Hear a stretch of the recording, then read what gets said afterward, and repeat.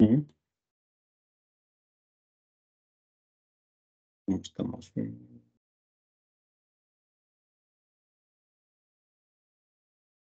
Los 9 todavía.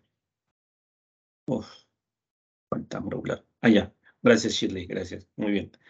Mientras tanto, mientras van llegando, nos vamos poniendo más o menos en el lugar donde lo hemos dejado, ¿no es cierto? ¿Está bien? Pensamiento, lenguaje, inteligencia. Hoy vamos a culminar con inteligencia. Un poquito que hemos ido haciendo. Es el temario. Nos faltaba adquisición y desarrollo del lenguaje. ¿Ya? Luego seguiremos con inteligencia, ¿no? Un poquito más adelante. Estamos ya. Pensamiento, ¿no? Es la función representacional o simbólica, la función elaborativa, el signo lingüístico como máxima expresión, ¿no? De esa función simbólica, ¿no? El lenguaje, ¿no? Hablamos del lenguaje, ¿no? Como máxima expresión de esa función simbólica, claro, dentro del lenguaje, el signo lingüístico, ¿cierto? Muy bien. Las actividades representacionales, tenemos la imitación diferida, el juego simbólico, la imagen gráfica, la imagen mental, el lenguaje, pues, ¿no? La función elaborativa del pensamiento, la formación de conceptos, hemos visto la importancia de producirlos con calidad, ¿verdad? De repente de asegurarnos, ¿no? Al momento de manejarlos, que estamos hablando del, del mismo concepto, ¿verdad? De que tenemos una intención del concepto más o menos coincidente, ¿no? Intención, cuando me refiero a intención, me refiero a las características del concepto, ¿verdad? Muy bien, eso es importante, eso es importante. La solución de problemas, hay estrategias de solución de problemas, el ensayo de error, la recuperación de información, el algoritmo, la heurística, ¿no? Son 4. ¿Uno es mejor que otro? Pues no, en realidad lo que nos interesa es que nos ayude a resolver el problema, ¿no? Muchas veces no tenemos idea, no nos recordamos el algoritmo. Entonces, de repente por ahí nos puede servir un ensayo y error, ¿verdad? En lugar de estar esperando a que aparezca, ¿verdad? El algoritmo o a encontrar el algoritmo. Entonces, a veces puede convenir, ¿no? ¿Está bien? Eso para de repente para aquellos que quieren llegar a usar uno solo nada más, ¿no? De repente consideran que uno es mejor que otro, entonces quieren usarlo mejor y muchas veces por esa intención o por esa actitud, ¿no? Pueden perder valiosos minutos, años, ¿no? ¿Está bien? Puede ser esa la idea, ¿ya? Entonces, aquí es conocer los tipos de estrategia y de repente, pues, darles, alternar de repente, ¿no? El ensayo, error con algún otro que conozcas, ¿no? Ver cuál te funciona más. Por supuesto que hay soluciones estructuradas, como pueden ser los algoritmos, ¿no? Que te van a ahorrar tiempo también, ¿no? Vas a, de manera certera, llegar a la solución. ¿Ya? Muy bien. La creatividad, hablamos de lo valioso, ¿verdad? Y lo útil, ¿no es cierto? Lo valioso, útil, lo innovador, lo nuevo, novedoso. Está muy bien. Aquí hablamos de Bono, ¿no? Y Guilford, ¿no? En Guilford, la técnica de lluvia de ideas. Edward de Bono tiene varias técnicas, ¿no? 5 sombreros para pensar, por ejemplo, ¿no? Es una de ellas, ¿no? Pensamiento lateral y el pensamiento divergente lo asociamos con el pensamiento creativo. El lenguaje, llegamos al lenguaje, ¿no? Estamos ya ahora en la hora, llegamos a la hora, es la hora. Muy bien. Entonces, vamos a hablar del lenguaje, ¿no? ¿Está bien? ¿Cómo es que se produce? ¿Cómo es que lo adquirimos? ¿Ya? ¿Y por qué es tan importante, no? Entonces, aquí hay que recordar algunas cosas, ¿no? Un poco remontarnos a esa etapa, ¿no? Infantil, ¿verdad? Más o menos para tener una idea, ¿no? De qué se trata esto, ¿ya? Eh, Hablamos del lenguaje, decimos, ¿no? Muy bien, el lenguaje, el sistema de signos y símbolos para instrumento de la comunicación, etcétera, etcétera, ¿no? Ustedes pueden tener de repente varias definiciones al respecto, y eso es normal, no hay problema con ello, ¿ya? En esta parte, bueno, la psicolingüística, es la parte de la psicología que se va a encargar, pues, ¿no? De estos aspectos, ¿no? Del lenguaje, ¿no? Eh, A ver, el lenguaje, para que nosotros hayamos incorporado un conjunto de signos y símbolos para comunicarnos, ¿verdad? Han mediado dos conjuntos de variables, ¿ya? Es decir, el lenguaje tiene dos etapas. Una, que es la adquisición del lenguaje, ¿ya? En esta etapa ¿qué ocurre, no? En la adquisición, ¿qué ocurre? Pues nos apropiamos del elemento, digamos, sonoro, ¿no? Digamos, del elemento fónico, le llaman, ¿no? ¿Está bien? Del fonema, pues, ¿no? De los sonidos de una lengua, ¿no? ¿Está bien? Esa es la etapa de adquisición, ¿ya? Y en esta etapa de adquisición van a mediar o van a influir, ¿no? Factores tanto maduracionales como variables de aprendizaje, ¿ya? Entonces, en la adquisición que hacemos, nos apropiamos de los sonidos de nuestra lengua, pues, los sonidos propios de nuestra lengua, ¿ya? Entonces, es por eso que, por ejemplo, ¿no? Si nosotros comparamos nuestra lengua con el inglés, por ejemplo, habrán sonidos, ¿no? Que nosotros no pronunciamos, ¿no? Y lo mismo para el americano, ¿no? Si hablamos de los americanos, los norteamericanos, ¿no? Que no pueden pronunciar algunas palabras nuestras o lo pronuncian diferente, ¿no? Dicen, por favor, ¿no? ¿Está bien? Or, ¿cómo estás? Dice, ¿no? Así, el sonido no lo producen de la manera como nosotros lo producimos, ¿verdad? ¿Está bien? Ellos no es parte de su repertorio, ¿no? Fonético, los sonidos que nosotros usamos. Algunos, ¿no? Otros de repente podríamos encontrar por ahí alguna equivalencia, ¿no? O similaridad. Esa es la idea de la adquisición, ¿no? Etapa de adquisición. Ahí nos apropiamos de esos sonidos, ¿ya? Y con esos sonidos luego pues nos comunicamos, ¿no? Lo combinamos y más, ¿no? Entonces, lo mismo puede ocurrir con el quechua hablante, ¿verdad? Hay sonidos del quechua, ¿verdad?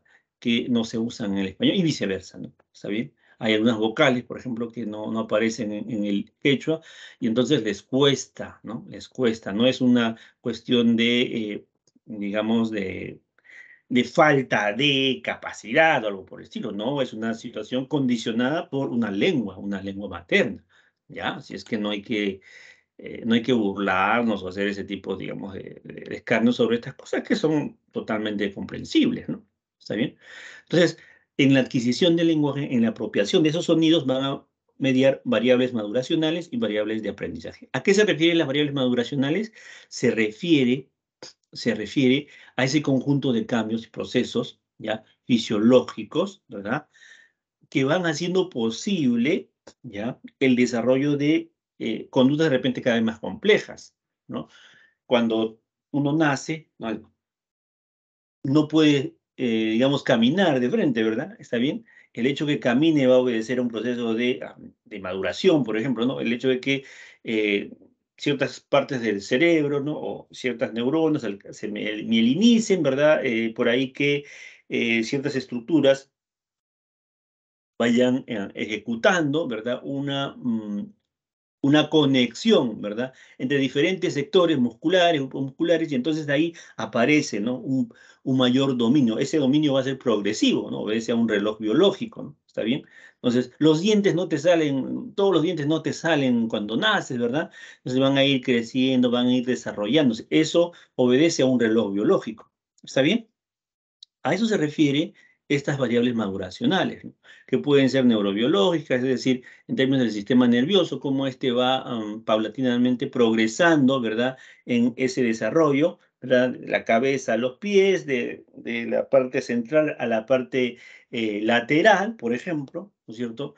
O también, pues, el aparato fonador, ¿no? Es decir, cómo es que va pasando el tiempo y ya somos capaces, ¿verdad?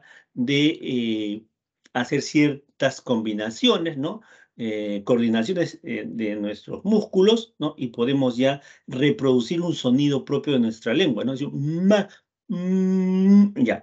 Hacer eso, que ahora a la edad que tienes ya es muy sencillo, inicialmente va a costar algo, ¿no? Va a tener, para que se pueda producir ese sonido en particular, van a tener que haber ciertas condiciones neurobiológicas, ¿no? ¿Está bien? Que hagan posible la producción o la reproducción de ese sonido, ¿ya? ¿Está bien?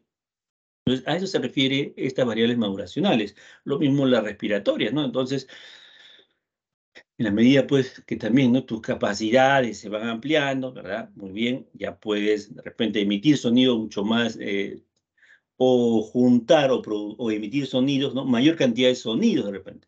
¿Está bien? Esa sería la idea, ¿no? Lo mismo puede ser, pues, de las características auditivas, ¿no? ¿Qué pasaría si no no oyeras o tuvieras una dificultad, un retraso, ¿no? Entonces no captarías los sonidos de tu lengua. ¿Y qué sonido vas a reproducir? La adquisición de la lengua estaría comprometida.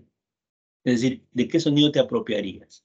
¿Está bien? Entonces, mira cómo estas variables van a influir en la adquisición de nuestra lengua, ¿no? La lengua materna. Y también hablamos de variables de aprendizaje, ¿no? ¿Ya? Entonces, ¿a qué se refieren las variables de aprendizaje? Resulta que la lengua, ¿verdad?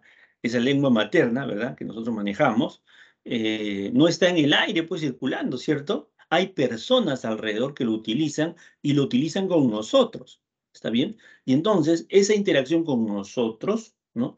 Eh, nos sirve de modelo, por ejemplo, ¿no? ¿Está bien? Nos sirve como estímulo, ¿verdad? Para que nosotros también lo podamos reproducir. ¿Te imaginas haber nacido en un grupo familiar donde nadie te dice nada, ni siquiera hablan entre ellos? ¿Está bien? ¿Qué podría ocurrir? Pues, ¿de qué lengua te vas a apropiar? No hay sonido. ¿Qué sonido vas a reproducir? Entonces, en este caso, ya, todo tu equipo biológico puede estar bien llegado, ¿no? Ya puedes dominar los músculos. Bueno, a pesar que no ha habido esos ejercicios pero en el ambiente ha habido otros sonidos que tú has querido reproducir, perfecto, y ya está, has hecho eso. Ese ejercicio ha podido, digamos, mejorar, ha establecido una serie de conexiones, ¿no es cierto? ¿Está bien? Pero si no están las personas que te van a animar a usar ese conjunto de sonidos ¿no? Pronto para copiarte, ¿no? De esa lengua, pues va a ser complicadito, ¿no? O de repente si no te exponen a un conjunto de estímulos donde puedas captar, ¿verdad? Esos signos y símbolos, pues va a dificultar la adquisición de la lengua, ¿no? Del lenguaje, ¿está bien? Entonces, estas variables de aprendizaje pueden ser a través del condicionamiento clásico, ¿verdad? De repente tú dijiste ma, y ahí te reforzaron, pues, ¿no? Está bien, te dijeron algo, ¿verdad? O como ves acá en esta imagen, ¿no? Pato, dice, ¿no? Pato, y le muestra ese juguete, ¿no? Esa forma, esa figura, ese elemento, ¿verdad? Que tiene las características del pato, y entonces el niño puede asociar el sonido pato, ¿verdad? Ese bebé puede asociar el sonido pato, ¿ya?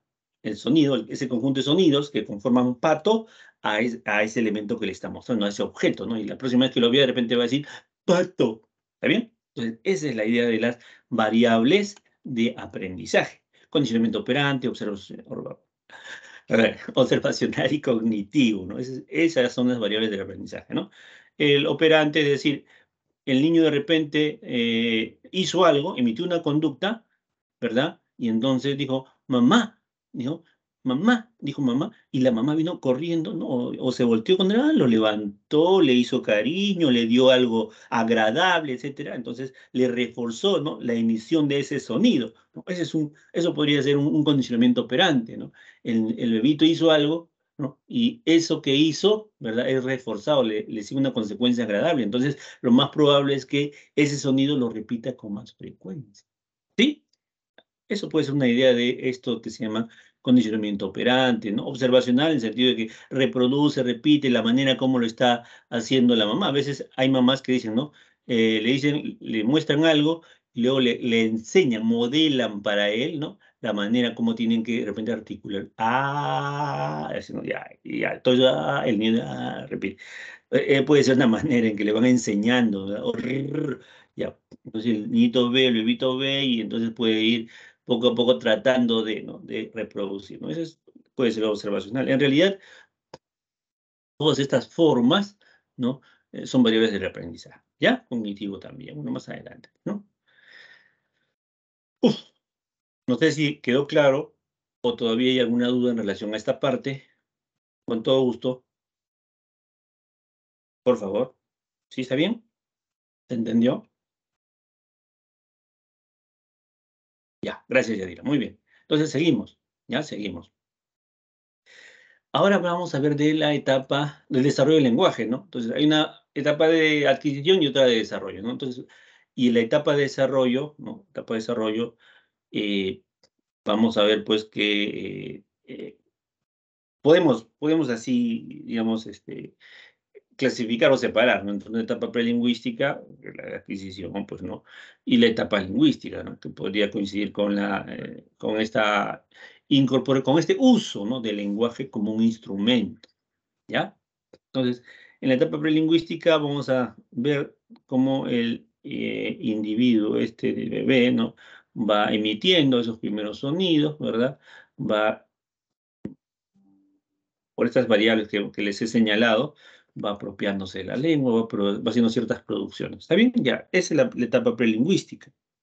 En la etapa lingüística empieza, ¿no? A partir del año, ¿no? A partir del año, con el uso, ¿no? Intencional, ¿verdad? Con esa asociación que ha realizado o ha establecido entre un conjunto de sonidos y los objetos o la realidad, ¿no? Esa sería la idea, ¿no? ¿Está bien? Entonces, tenemos ahí, por ejemplo, un periodo holofrásico, ¿no? Donde eh, el niño utiliza una misma secuencia de sonidos de repente, pero con varios significados, ¿no? ¿Está bien? Eh, Puede ser, en este caso dice calle, ¿no? Calle, y calle significa de repente pues que quiere salir, que quiere estar afuera, pero calle también puede significar que lo carguen, calle puede significar que abran la ventana, etcétera, etcétera, ¿no? Un mismo sonido que va a representar toda una expresión, todo un mensaje, ¿ya? Entonces, aquí hay que tener claro, ¿no? En este estadio holofrásico, pues, qué es lo que le caracteriza, ¿no? ¿Está bien? Es la, el lenguaje sintáctico, hace gestos, ¿no? Se ayuda en gestos, sonidos, ya, eso es este estadio holofrásico, ¿ya? Importancia, ¿no? Es importante, claro, pues no se supone que eso es una evidencia de que este pequeño ya va progresando en el uso del lenguaje, ¿no? Está bien. Ya está haciendo uso de esa función, por ejemplo, representacional, ¿no es cierto? ¿Está bien? Claro, ya a partir del año, ¿no? Año ya, a los 18 meses, ya está, ya con esa función representacional, ¿cierto? ¿Está bien? Muy bien. Entonces, eh, por ahí, una de las características, ¿no? Que tendría sería esa, ¿ya? Ahora, vamos a ver ¿a qué se refiere estas otras? Explosión del lenguaje, ¿no? Hablamos de explosión del lenguaje como esa etapa o ese periodo donde el niño va incorporando, ¿no? Gran cantidad de palabras, ¿no? Tiene interés, ¿no? Por conocer el significado de las palabras, ¿no? Le llama la atención, ¿no? El uso mismo, ¿no? De las palabras, ¿no? Los juegos de palabras, ¿no?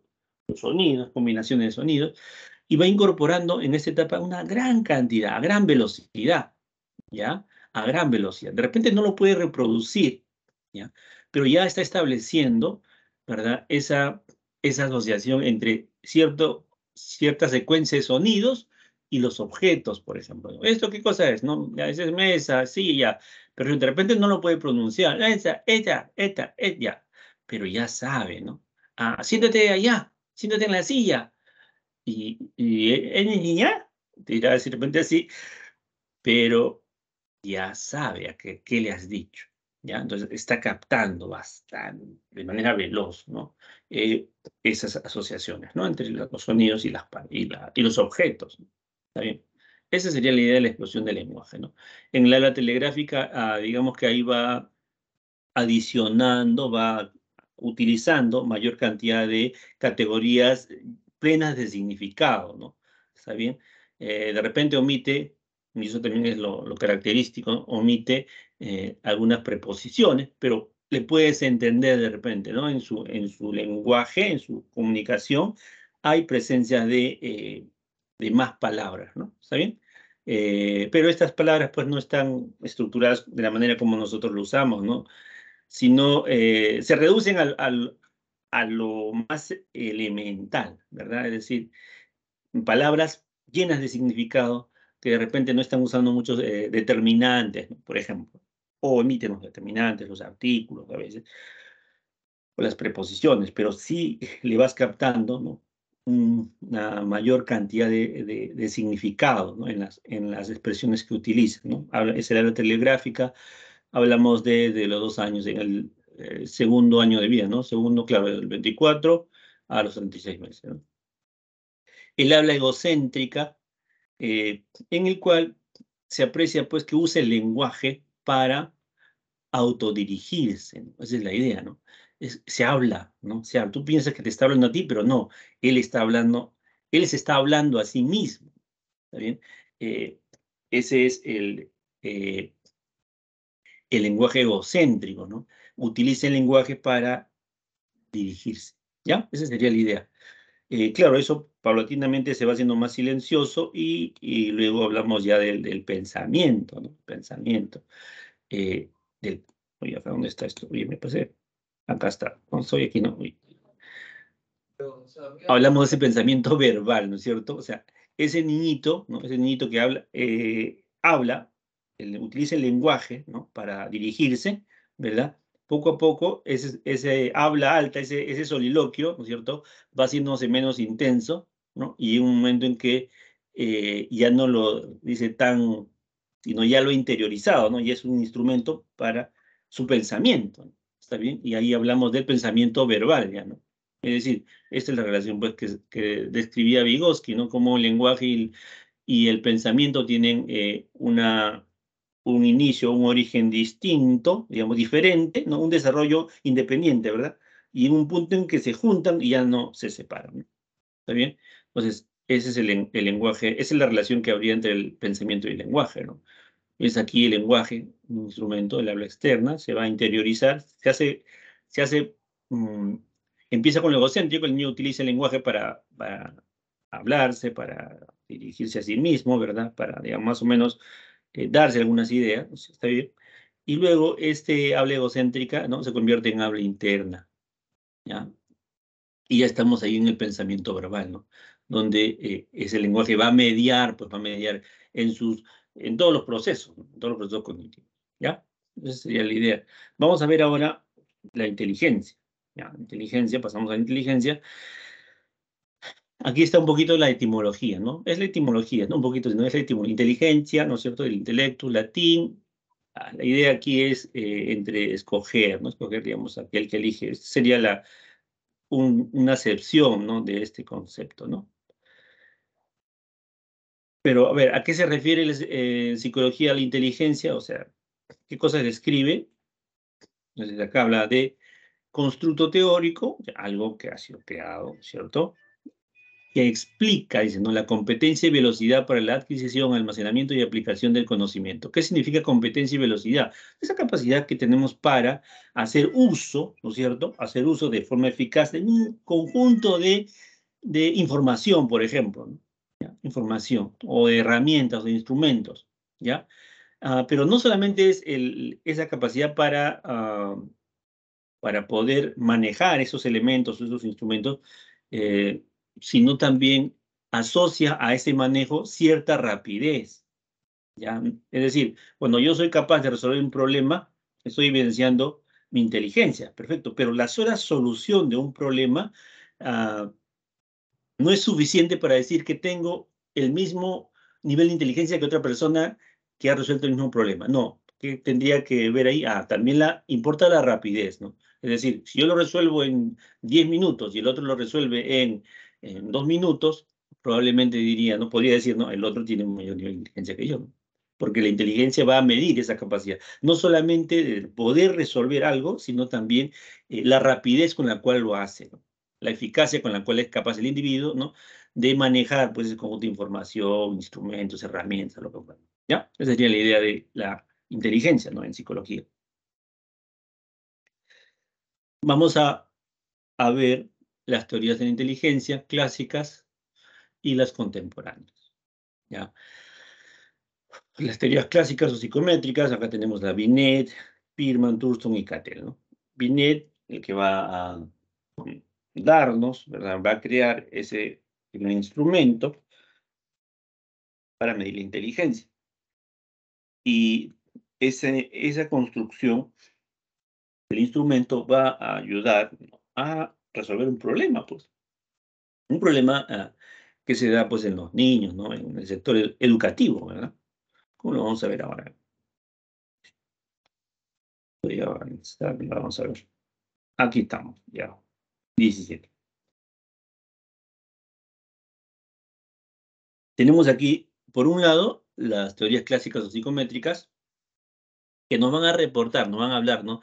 Por ejemplo, cómo surge esto de la medición, la psicometría, ¿no? Por ejemplo, ¿cuáles eran las teorías, ¿no? Acerca de lo que es inteligencia, ¿no? ¿Está bien?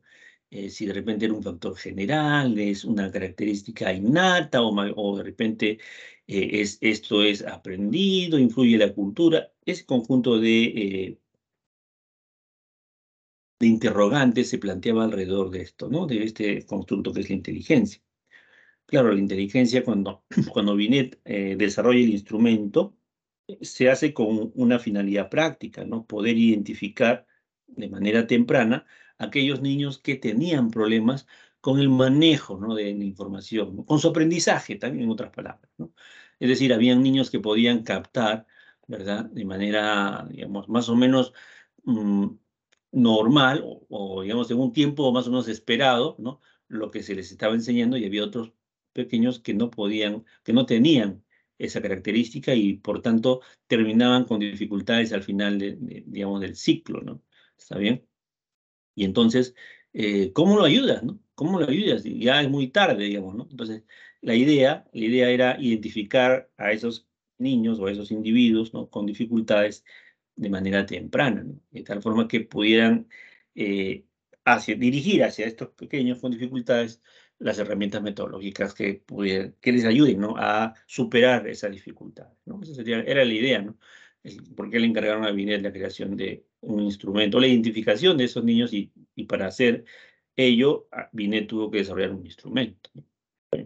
Entonces, vamos a ver eso en un momento. Vamos a ver, hablan de teorías clásicas o psicométricas, ahí digamos, el interés mayor era medir la inteligencia, ¿no? ¿Y cómo van a medir la inteligencia? A través de pruebas, pues, ¿ya? A través de pruebas que tendrían que tener algunas características, ¿no? Como, por ejemplo, la confiabilidad, por ejemplo, ¿no? La confiabilidad, la validez, por ejemplo, ¿no? Que son algunas características que también lo van a escuchar más adelante, de repente en el pregrado, ¿no? En relación a los instrumentos psicológicos, ¿no? Con la confiabilidad, la validez, ¿no? Validez, ya hay una serie de variantes, ¿ya? Solamente les digo para que tengan algunos conceptos, unos términos en mente, ¿no? Bien, entonces Simon Binet, ¿no? Le encargan, desarrollan este primer test de inteligencia. Más adelante se va a llamar el test de Stanford-Binet, ¿no? Cuando en Estados Unidos pues hacen una adaptación. Claro, recuerden que Simon y Binet desarrollan el instrumento en Francia, ¿no? Luego el concepto de edad mental, ¿no? Que es bastante interesante, ¿no? La edad mental viene a ser un grado de desarrollo, ¿verdad? Que alcanza el individuo, ¿verdad? A cierta edad, ¿no? Ligado a una edad, ¿no? Pero también a un desempeño mayoritario, ¿no? En los individuos de esa edad, ¿no? Y eso se evalúa con una prueba, o eso se mide con una prueba. Entonces, cuando crearon ese instrumento, crearon reactivos, digamos problemas, ¿no? ¿Está bien? Entonces, esos problemas se administran a niños de una misma edad. ¿Está bien? ¿Qué encuentran? Ese instrumento, esos problemas en orden de dificultad creciente, es decir, de lo más fácil a lo más complejo, ¿no es cierto? Se lo administran a un grupo de niños de la misma edad. Entonces, ¿qué encuentra? Que hay un grupo de tareas, un grupo de problemas, ¿no? A los cuales la mayoría puede alcanzar, puede desarrollar. Y a partir de ahí ya, digamos, se hace bastante escaso, ¿verdad? El desarrollo o la solución de esos problemas, ¿no? Es decir, digamos, del 1 al 10, ya, de los niños de 4 años o de 5 años, ¿no? Tengo 50 problemas, ya. Los de 5 años hacen del 1 al 15, digamos que es así, ¿ya? La mayoría hace del 1 al 15 lo puede hacer. El 16, poquísimos, ¿no? El 17, mucho menos, ¿no? El 18, nadie. Entonces, este resultado les lleva a pensar, oye, entonces hay una especie de normalidad. Mira, hay un punto en el que las tareas son accesibles para los niños. Es lo normal, ¿no? Que los niños hagan este grupo de problemas. Entonces, a esto le vamos a llamar estado mental, ¿no? Eso decía Binet, ¿no? Claro, ya luego se cambió por edad mental, ¿no? Se introdujo el término de edad mental, ¿no? Para señalar esa capacidad, ¿ya? Que va a ser evaluado en la prueba, ¿no? ¿Ya? Entonces, esa es la idea. Ahora, el cociente intelectual, ¿qué cosa es? Es una relación, pues, matemática, ¿no? Es un cociente, es una división, ¿verdad? Entre la edad mental, ¿no? Que vendría a ser, ¿no? Lo que ha alcanzado, ¿no? Lo que ha alcanzado en una prueba de inteligencia. Es decir, te toman una prueba de inteligencia, muy bien, tú resuelves todo lo que puedes, ya está. Ese puntaje, ¿verdad? Va a llevar a una tabla que me va a decir, oye, este puntaje corresponde a una edad mental tal, ¿no? Se supone que esas edades mentales ya han sido calculadas, ya se sabe, ¿no? Ya se sabe a qué edad, qué es lo normal, ¿no? Tienes 10, 15, ya, esto es lo normal, esto es lo que deberías resolver, no resuelve, ya, bueno. Entonces, esa es la idea, ¿no? Entonces, la edad mental se obtiene en unas tablas, ¿no? Obedece a un resultado, a un rendimiento en una prueba de inteligencia, ¿no? Y la edad cronológica viene a ser, pues, eh, la edad que tú tienes al momento en que te administran la prueba, ¿no? Es decir, si en este momento te administran una prueba de inteligencia, un test de inteligencia, muy bien, tú das el examen, la prueba, el test, resuelves el test, ¿verdad? Y te va a dar un puntaje. Ese puntaje me va a decir a mí, oye, alcanzó una edad mental tanto, ya está. ¿Y la edad cronológica qué sería? Bueno, a ver, hoy que te administro este test de inteligencia, ¿qué edad tienes? Ahí sacamos la cuenta, 9 meses, y ahí ya tenemos la edad cronológica. Ya lo multiplicamos por 100, que vendría a ser un estimador, ¿no? Que va a distribuir ese valor, ¿no? En una gráfica, y tenemos ya el 6, ¿no? Y con ese 6, ¿qué hacemos? Clasificamos, pues, ¿no? Clasificamos. Por ejemplo, ¿no? Si tu puntaje fue 81, allá, aquí estaría, ¿no? ¿Está bien? Aquí estaría. Muy bien. ¿Y qué categoría arrojaría este resultado de 81? Normal bajo, ¿no? Tu inteligencia es normal bajo, por debajo de la media. ¿Está bien? Ya está. Si sacas 123, superior o dotada, ¿no? Esa sería la idea, ¿no? Este es porcentaje de la población con SSI. Es decir, ¿han visto la campana de Gauss? Bueno, miren, esto aquí es un dato, ¿no? De cómo se va a distribuir, ¿no? Cómo se distribuyen los puntajes en la población, ¿no? ¿Qué cosa es lo normal? Esto de aquí, un puntaje de este tipo. Dice, no, más o menos el 51.6% de la población saca este puntaje, ¿ya? Que corresponde a normal, promedio o media, ¿ya? Hay un porcentaje menor, ¿no? Que es el 15,7%, que saca un puntaje que va entre 110 y 119 y corresponde a normal alto. Hay un porcentaje menor, ¿no? Y aquí tenemos a normal bajo. ¿Está bien? Y así, ¿no? Llegamos pues, a estos extremos, ¿no? Que muy poquitos llegan, ¿verdad?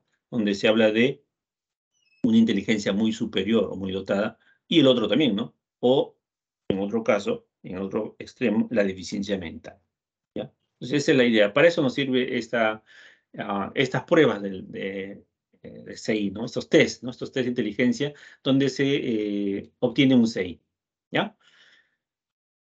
A ver, si te parece muy complicado esto, de repente lo que podría decirte es esto, ¿no? Mira, memorízate este valor, 90-109, y normal promedio. Mira, 109 pasa a 110, y de 110 a 119 sería el intervalo. Acá hay 9 de diferencia, 9 de diferencia. 89, 90, mira, es continuo, ¿no es cierto? 89, 90, pasa acá a la siguiente categoría. 80, 89, 70, 79, 9 de diferencia. ¿Está bien? Acá es normal, normal promedio. Hacia arriba, normal alto. Hacia abajo, normal bajo. Y ya de ahí le vas adicionando las categorías, ¿no? Me parece que de esa manera es más sencillo que te puedas dar cuenta, ¿no? Ya te puede servir, sí, pues sí, te puede servir para entender un resultado. Si es que te preguntaran, te dieran algún dato relacionado con una edad mental, por ejemplo, podrías calcular, ¿no? El CI. Bien, vamos a hablar ahora de las teorías, ¿ya? La teoría bifactorial de Spearman, que nos dice, pues, él menciona que hay un factor general, ¿no?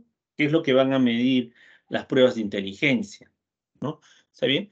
Esa sería la energía mental, ¿no? A ese factor general le llama energía mental. ¿Ya? Y esa energía mental sería, pues, responsable, ¿no? De tener o no tener inteligencia, como dice aquí, ¿no? ¿Está bien?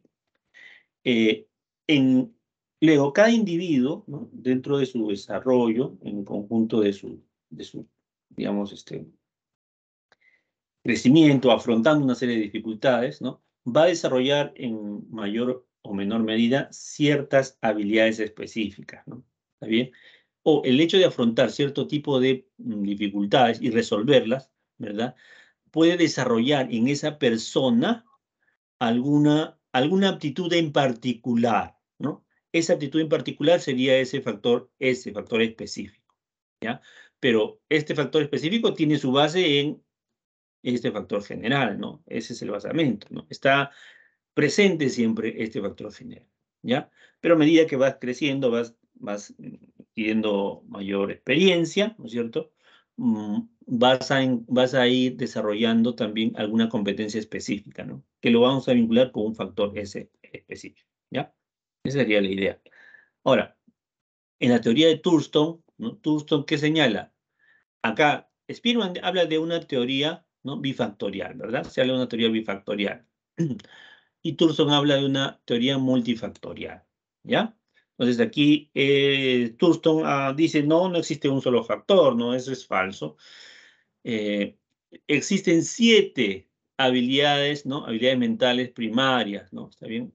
O aptitudes mentales primarias, ¿no? ¿Está bien?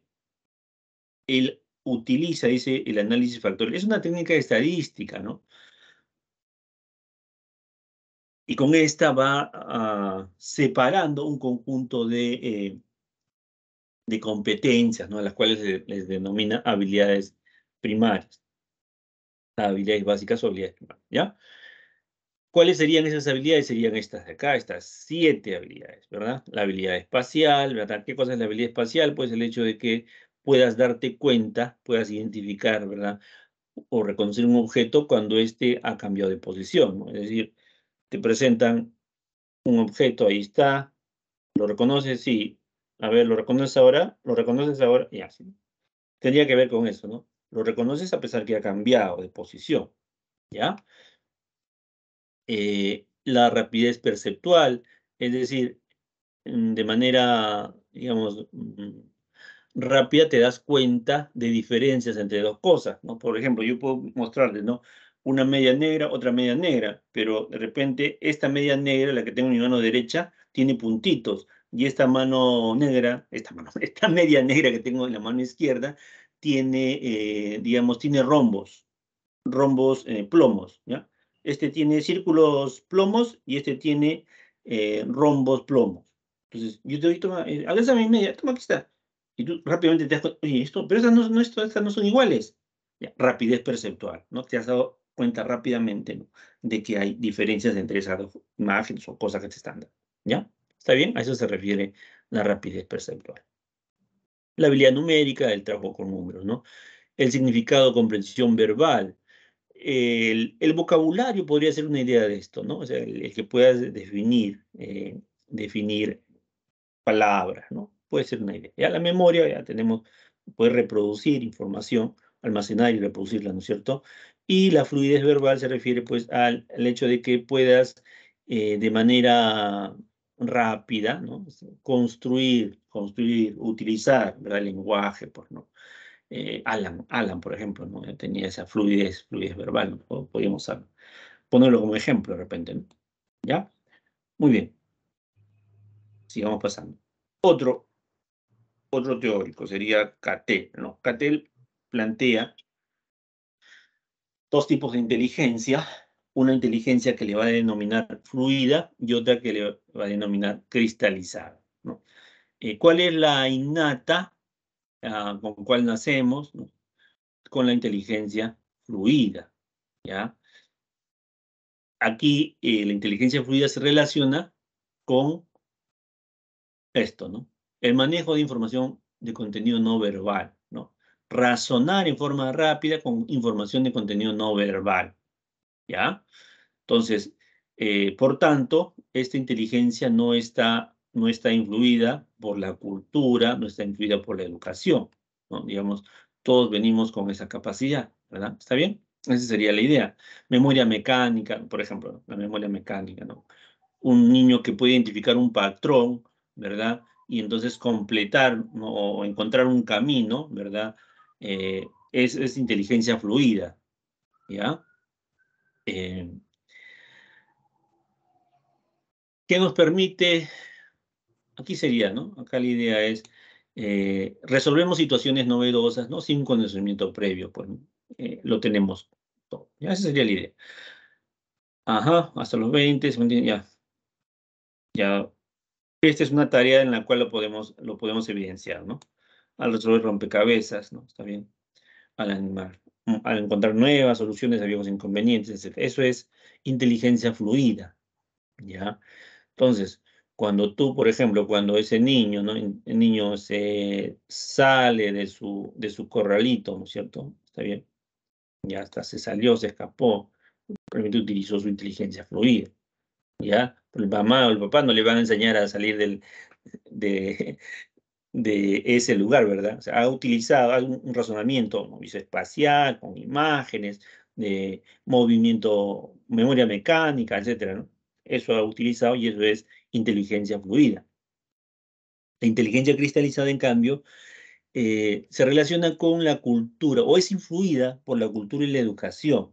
Entonces pensamos, a ver, la inteligencia cristalizada, a ver, ¿qué es cultural? ¿No? ¿Qué es educativo? Ah, ya. Eso que es adquirido lo vamos a relacionar con la inteligencia cristalizada, ¿no? Cuando sales al frente, ¿verdad? A explicar, ¿verdad? Un fenómeno físico, químico, entonces, ¿qué vas a utilizar? Ah, ahí estás utilizando tu inteligencia. La inteligencia sería esta, ¿no? Está relacionado más con la inteligencia cristalizada, ¿verdad? En la medida que está razonando con información adquirida, ¿ya? Le aumentamos calor, ¿qué ocurre en ese proceso? Ya, bien. Pavo ratón, presión, volumen, ¿no? R, ya, esa es una fórmula. ¿Ya? Si le aumentamos el número de mol, la temperatura, ¿qué va a ocurrir? Ya, con la ya, etcétera, ¿no? Ahí estamos razonando con la inteligencia cristalizada, ¿no? Es información adquirida, ¿no? Y claro, si es adquirida, aumenta, ¿no? Aumenta con la experiencia, ¿no? ¿Está bien? Claro, es adquirida, aumenta o se potencia con el aprendizaje, ¿verdad? Una educación, ¿cierto? Esa sería la idea de la inteligencia cristalizada, ¿no?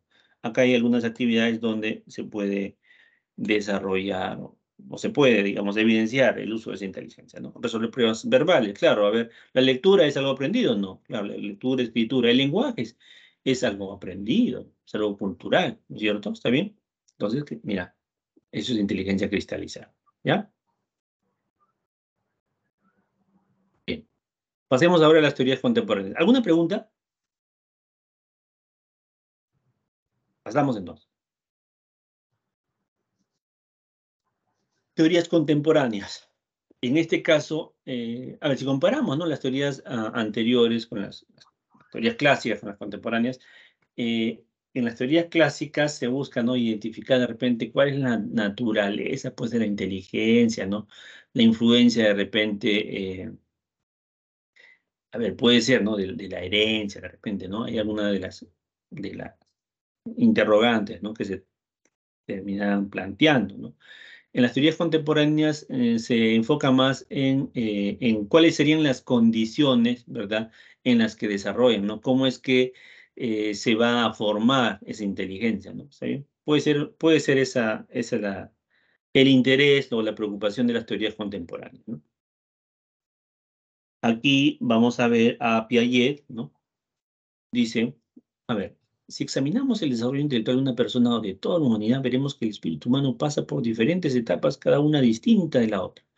En este caso, ¿no? Piaget plantea una teoría, la teoría psicogenética, ¿no? Cómo es que se va a desarrollar, o cómo es que se desarrolla la inteligencia, ¿no? Él plantea mm, lo vital, ¿no? Lo vital que constituye la maduración, ¿no?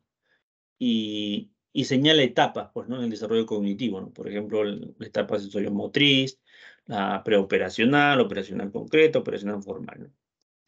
Señala para cada una de esas etapas con cierto grado con un grado de maduración distinto, ¿verdad? Características, las cosas que puede hacer, ¿no? ¿Y qué sería la inteligencia? La inteligencia sería esa tendencia, ¿no? A buscar un equilibrio, ¿no? Es decir, miren, a ver, el niño cuando nace, ¿no? Cuando nace, llega con sus reflejitos, ¿está bien? El bebé, el ser humano cuando nace, ¿no? Con sus reflejitos, ¿está bien? Le das algo y ese algo que le das, digamos, es que sea una pelota, ¿está bien? Esa pelota empieza él, lo toca, lo bota, ¿cierto? Lo arroja, está bien, lo mueve, lo bota, ya, perfecto. Esa es la pelota, ¿no? Una pelota de trapo, bien, coge, lo bota, bien, esa pelota de trapo cae al piso, rueda, ¿ya? ¿Está bien? Perfecto. Le das una pelota de hule, de jeve, ya, ahí está, lo toca, igual lo lleva a la boca, ¿está bien? Lo tira nuevamente, lo suelta, esa pelota de repente rebota, pues, ¿no? Rebota, ¿está bien? Ya está. Está construyendo, ¿no? Está construyendo sus estructuras cognitivas, ¿no? Con este conjunto de acciones, a través de lo que tiene, ¿no? Que son sus reflejos, ¿no? ¿Está bien? Sentidos, ¿verdad? Muy bien, a medida que va pasando el tiempo, va madurando, ¿no? Y, por ejemplo, ya puede caminar, ¿no? Ya no está en un solo espacio, sino que puede explorar otros ambientes. Y en esos otros ambientes encontrará nuevos objetos, ¿verdad? Entonces, de repente sale a la sala y ve una esfera, ¿está bien? Una esfera de cristal, ¿no? Él ya conoce las esferas, ¿no? Las ha tenido de trapo, ¿no? Las ha tenido de hule, ¿no? Las ha tenido, ya, ¿está bien? Ya tiene una estructura cognitiva en relación a las esferas, ¿no? Entonces él dice, ah, mira, ahí está una esferita. Vamos a ver, esta rodará o rebotará, ¿no? Entonces la coge y lo suelta, ¿no? Lo sueltas y ahí está. ¿Qué ocurre? Que esa esfera ni rueda ni rebota, sino se hace trizas, ¿no? ¿Está bien? Es una nueva experiencia, ¿no? ¿Está bien? Eso le va a generar un desequilibrio cognitivo, puede ser una idea, ¿no? ¿Está bien? El concepto que tenía, ¿no? La estructura cognitiva que él tenía. Oye, pero se supone que esto es una esfera, esto debe rodar o rebotar. No, esto se ha hecho trizas. Entonces la inteligencia sería esa tendencia para restablecer el equilibrio, ¿no? En esa estructura cognitiva, ¿no? A través de repente de la formación de una nueva estructura cognitiva, ¿no? O digamos, el reajuste, ¿no? De esa estructura cognitiva que tenía, ¿no? Esa sería la idea de la función, o sería la función de la inteligencia, ¿no? ¿Está bien? Claro, en cada una de estas etapas va a ser diferente, ¿verdad? La calidad o las características que va a adquirir, pues, su conocimiento, sus estructuras cognitivas, ¿no? Si pensamos en el sensorium motriz, aquí, esto es lo característico, ¿no? Los sentidos y los reflejos, ¿no? Los sentidos, es así como con eso va a ir construyendo sus estructuras cognitivas. Aquí, en cambio, en la preoperacional, ya utiliza, ¿no? Puede utilizar palabras, imágenes, ¿no? ¿Está bien? Sin razonamiento lógico, ¿no? Aquí de repente puede aparecer ese pensamiento animista, ¿no? Es decir, pensar que las cosas tienen vida, por ejemplo, ¿no? ¿Está bien? En la operacional concreta ya desarrolla algún tipo de inferencia, pero cuando tiene a la vista, ¿no? Es accesible esos elementos, ¿no? Serían elementos concretos, ¿no? Puede decir de repente, oye, a ver, le enseño dos plastilinas, eh, nuevecitas, las saco de la caja y le digo, ¿y cuál es más grande, no? ¿Cuál tiene más? ¿Las ve? Y dice, tienen igual, y te va a decir, ¿no? Está bien. Claro, está a la vista, ¿no? Está a la vista, lo puede ver, muy bien. De repente, pues, si tú estiras una plastilina, ¿no? Y la otra la dejas así, y le preguntas, oye, ¿cuál tiene más? Te puede decir de repente, pues, algunos te van a decir, tienen igual, ¿no? Tienen igual. Otros, en cambio, te van a decir, no, la más larguita tiene más, ¿no? Entonces, en cada uno de esos estadios va adquiriendo alguna noción, ¿no? Diferente, ¿no? Por ejemplo, el que te dice que tienen lo mismo, habrá adquirido la noción de conservación, ¿no? La conservación de esos sólidos, pues, ¿no? ¿Está bien? Muy bien, ha adquirido esa noción. O el otro todavía está en progreso. ¿Está bien? Muy bien. Y así, ¿no? Ahí podemos ir viendo con Piaget, ¿no? Diferentes características en cada uno de estos estadios, ¿ya? Pero más o menos la idea de la inteligencia es la que te estaba enseñando. La teoría sociohistórica, acá habla de Vygotsky, dice, los procesos psicológicos superiores comienzan en la participación de las personas en tareas cotidianas. Es decir, tu inteligencia o la inteligencia, ¿no? Estaría reunida, ¿verdad? O estaría, digamos, contenida en en una serie de prácticas culturales, ¿ya? ¿Está bien? A las cuales tú te vas a sumar, ¿ya? A las cuales tú te vas a sumar. En esa interacción con tu entorno sociocultural, ¿ya? Tú vas a ver cómo se utilizan esos instrumentos, ¿verdad? Y luego te vas a apropiar de del uso de esos instrumentos y de su uso, ¿no? Lo vas a internalizar. Y luego tú mismo, ¿no? Vas a ser capaz de utilizarlos, ¿no? Por tu cuenta, ¿verdad? Y también, pues, ¿no? Interactuar, ¿verdad? Eh, interactuar con esa herramienta, ¿no? Con tu entorno sociocultural, ¿no? Esa sería la idea, ¿no? De la inteligencia, ¿no? ¿Está bien? Entonces, él plantea también un concepto bastante interesante que es la zona de desarrollo proximal, ¿no? Entonces, aquí se refiere a la diferencia entre lo que haces con ayuda, ¿no? Menos lo que puedes hacer solo, pues, ¿no? ¿Está bien? Aquí hay un conjunto de actividades que puedes hacer de repente, que no puedes hacer solo, ¿no? ¿Está bien? Para hacer esto, eh, necesitas ayuda, ¿no? ¿Está bien? Puede ser una idea, ¿no? Vamos a poner aquí. Vamos a poner aquí. Ya. Hay un conjunto de actividades que no puedes. A ver, vamos a poner en términos concretos que ustedes manejan. Ya. Aprender, aprender un curso en particular, digamos, geometría. ¿Está bien? Geometría. Bien. Te piden resolver congruencia de triángulos. Bueno, no sabes todavía nada al respecto de congruencia de triángulos. Necesitas ayuda para resolver. A pesar que te dan la teoría, ya te ponen la teoría, pero todavía no eres capaz de resolver por ti mismo un problema de congruencia de triángulos. ¿Está bien? Ya está. Entonces, para que puedas aprenderlo necesitas ayuda. El profesor que te explique, mira, vas a usar estas herramientas de esta manera y con esa ayuda tú puedes llegar a aprender un poco más. ¿Está bien? Solito, ¿qué podrías hacer? De repente haces un problema, 2 problemas máximo. Con ayuda ya tú puedes hacer los 10 problemas. ¿Está bien? Muy bien. Entonces, ¿qué sería la zona de desarrollo proximal? Sería esa diferencia, ¿no? Entre lo que puedes hacer solito, ¿verdad? Esos 2 problemas, ¿no? Y lo que puedes hacer con ayuda, ¿no? Los 10 problemas. Entonces, la zona de desarrollo proximal serían esos 8 problemas adicionales que puedes hacer, ¿ya? Esa sería la idea, ¿no? Entonces, con ayuda experta puedes avanzar más que si lo haces tú solito. Esa sería una conclusión válida, ¿no? Y claro, tienes que aprovecharla, ¿ya? La teoría triárquica, acá el autor es Stenberg, habla de 3 tipos de inteligencia, ¿no? Una práctica contextual, que es la más importante, una creativa y una analítica, ¿no? ¿Está bien? Esto es lo que se haría con cada una de ellas, ¿no? Lo analítico estaría vinculado con lo académico, ¿no? Es decir, tu inteligencia analítica es la que utilizas para resolver problemas de matemática, por ejemplo, ¿no? ¿Está bien? Tu inteligencia creativa sería aquella, pues, con la cual tú de repente eres capaz de generar, ¿no? Utilizar el lenguaje de manera, pues, innovadora, ¿no? Está bien, puede ser una idea, ¿ya? De tu inteligencia creativa. Y la inteligencia práctica sería aquella inteligencia que te ayuda o que resuelve, ¿no? O con la que resuelves problemas cotidianos, ¿ya? Con la cual te ajustas de manera más eficaz, ¿no? Es decir, vamos a poner algo práctico, ¿no? Digamos que tú eres muy bueno dibujando, ¿está bien?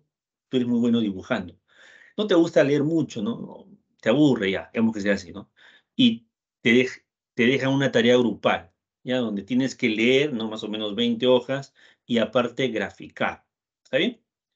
Ustedes son 4, en ese grupo hay 4, muy bien. Entonces, eh, ¿cómo sería la expresión de tu inteligencia práctica? O sea, tienes un problema, no te gusta a ti leer, ¿no? Te va a costar más hacer ese resumen, muy bien. ¿Cómo utilizas tu inteligencia práctica? Tienes una habilidad que es dibujar, entonces, una manera podría ser, ¿no? Que tú plantees, ¿no? Por ejemplo, ¿no? Dices, yo voy a hacer todos los dibujos. Ustedes me hacen lo que quieren dibujar y yo lo hago y ustedes se encargan, ¿no? Del resumen y demás. Ya está. Entonces, has utilizado, digamos, tus recursos de la mejor manera, ¿no? ¿Está bien? Esa es la idea de la inteligencia práctica, ¿no? Resuelves cosas cotidianas de la mejor manera, de tal forma que tú salgas beneficiado. Esa es la idea, ¿no? ¿Está bien? Hay muchas estrategias en relación a esto, ¿no? Es decir, una puede ser que tú te ajustes rápidamente a esa situación problemática. Otra puede ser, otra puede ser que cambies, ¿no? Que cambies las condiciones de esa situación problemática de tal manera que te puedas tú lucir en esas nuevas condiciones. ¿Está bien? Esa es otra idea, ¿no? La otra sería que escojas, ¿no? Que escojas, ¿no? El mejor entorno, ¿no? Para que puedas sacar el máximo provecho a tus competencias. Esa es otra manera como puedes utilizar tu inteligencia práctica. Es decir, a ver, tienes una habilidad, ¿ya? Y tienes 4 actividades por elegir, ¿está bien? ¿Qué de esas 4 actividades, cuál vas a elegir? Entonces, tu inteligencia práctica, ¿qué te dice? No, utiliza, pues escoge aquella actividad donde le puedas sacar el máximo provecho a tu habilidad. Esa es la inteligencia práctica, ¿ya? Muy bien, jóvenes.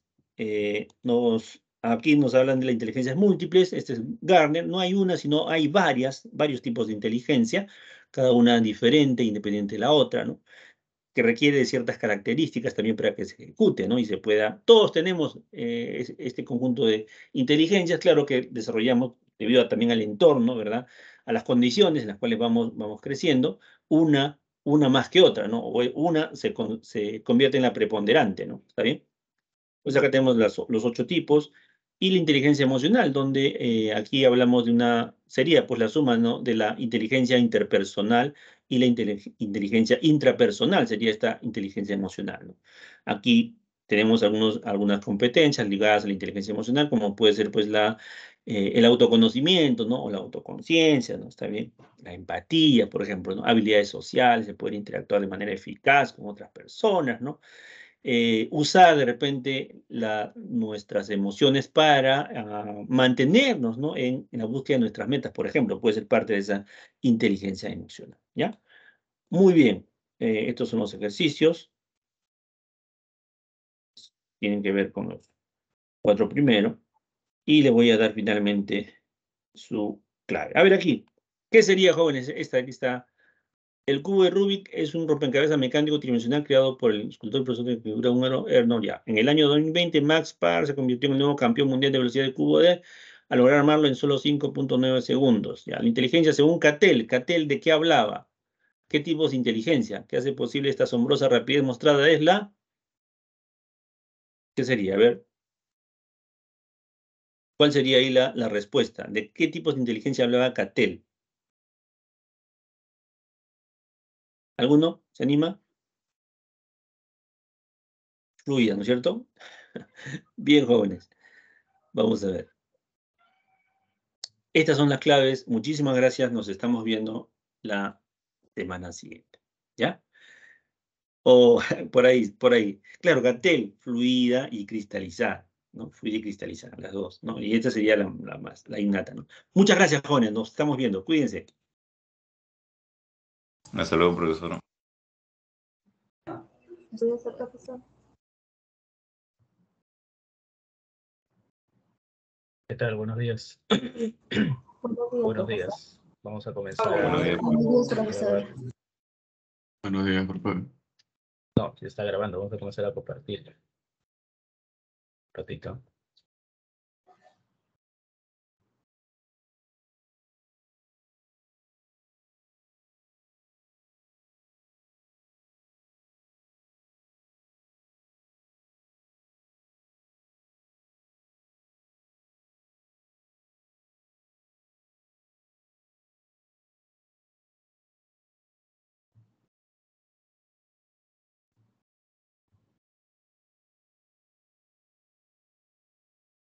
Bien, ¿se visualiza, por favor? Sí, profesor. Correcto. Vamos a empezar con la semana 5. Vamos a ver todo lo relacionado al precio y al salario. Correcto.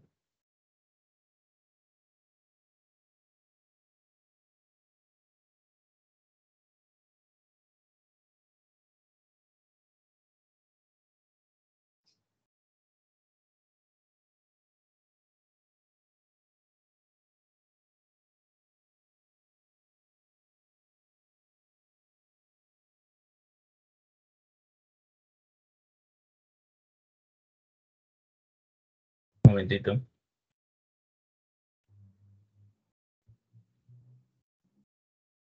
momentito, un momentito. Un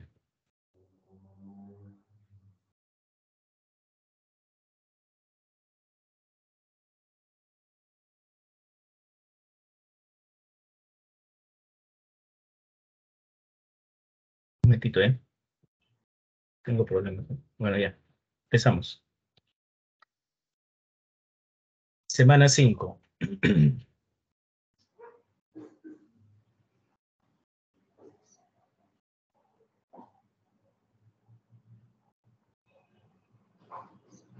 Bien, el precio. Es lo que vamos a ver a continuación. Cuando hablamos del precio, hablamos del dinero que tenemos que pagar por adquirir un producto, pues. A eso se refiere el precio, el dinero que tenemos que pagar por adquirir un producto. ¿Cuántos soles en el Perú? ¿Cuántos dólares en Estados Unidos? ¿Cuántos euros en Europa tenemos que pagar si queremos obtener, comprar, adquirir, utilizar un producto? ¿Correcto? A eso se refiere con el precio. Hay varios enfoques, varios puntos de vista, ¿no? El enfoque de los clásicos señala que el principal factor que influye en el precio son los costos de producción. El precio debe cubrir los costos. Específicamente el costo medio, el costo por unidad, ¿no?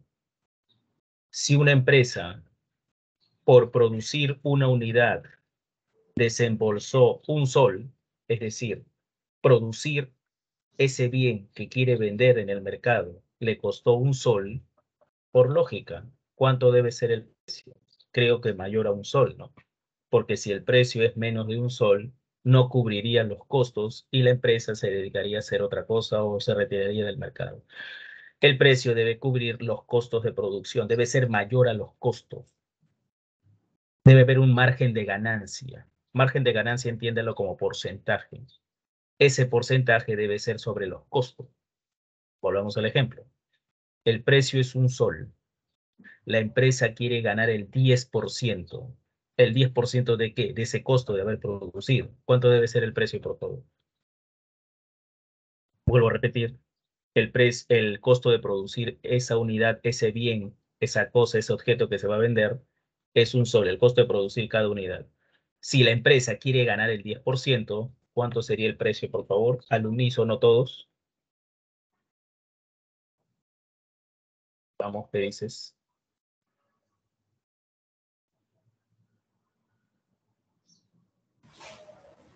Un sol y 10 centavos.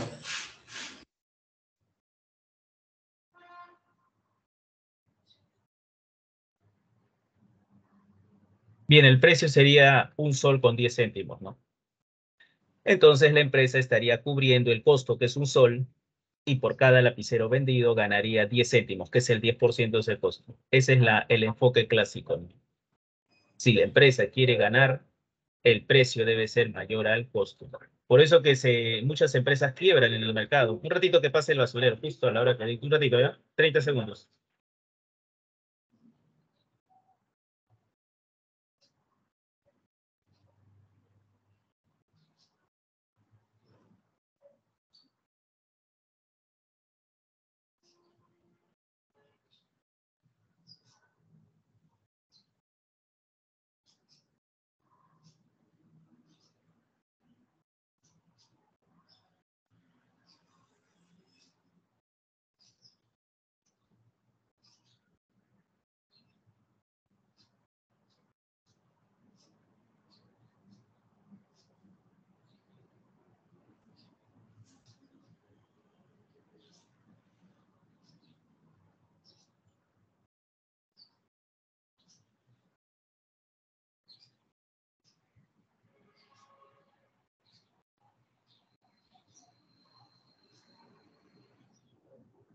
Bien, entonces, disculpen, a eso nos referimos con el costo de producción.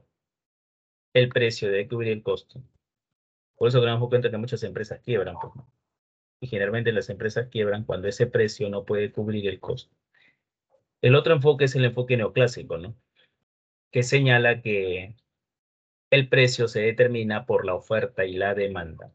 Aunque los dos enfoques no son contradictorios, se complementan. Tiene que ver la oferta, si hay más oferta en el mercado, si hay más competencia, si hay más producción, los precios bajan, como le expliqué la semana anterior. Hace un par de semanas estaban baratísimos los mangos porque era temporada. ¿Qué significa temporada? Había más producción, mayor oferta. Ahorita están más caros porque el precio ha subido, porque la oferta es menor, hay menos producción, ya no hay cosecha. Correcto. En fiestas navideñas se incrementa la demanda de pavo. La gente se vuelve loca por comprar pavo. Estaría dispuesta a pagar más. Después de ser fiestas navideñas, la demanda disminuye. A la gente ya no le interesa mucho consumir pavo, solo los jueves de pavita. Y lógicamente va a estar dispuesta a pagar menos. El mercado es el que forma los precios. Repito, los dos enfoques, aunque parezcan contradictorios, no son contradictorios, se complementan. Para los clásicos, el precio es determinado en el mercado por la oferta y la demanda.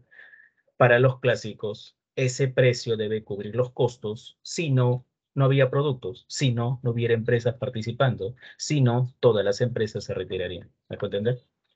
Preguntas, por favor, acerca de los enfoques, acerca de los puntos de vista.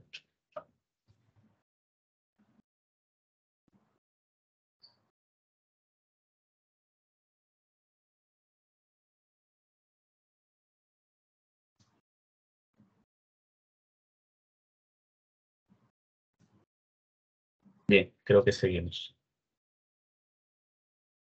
Discriminación de precios. ¿A qué nos referimos con discriminación de precios?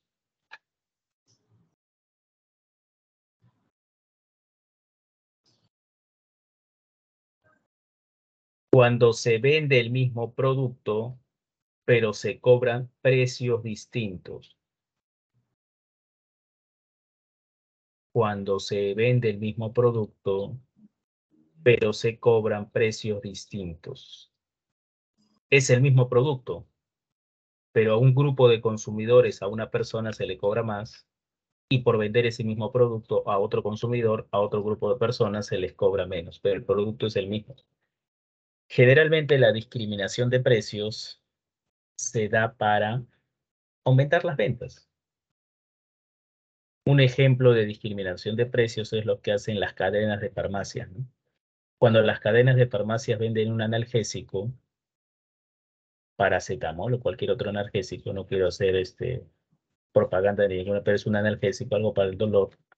Acá por mi barrio, Caraballo, en una farmacia, en una sucursal de esa gran cadena, mi Farma, por ejemplo, la más conocida. Ese analgésico por mi barrio lo venden a solo 2 soles, porque la gente solo está dispuesta a pagar máximo 2 soles. Pero ese mismo analgésico, si lo venden en un distrito más pudiente, San Isidro, por ese mismo analgésico, las mismas características, las mismas cualidades, se cobra, digamos, 4 soles. Se está aplicando discriminación. En promedio, la gente de Cabrillo tiene menos ingresos monetarios. Su condición económica es más baja.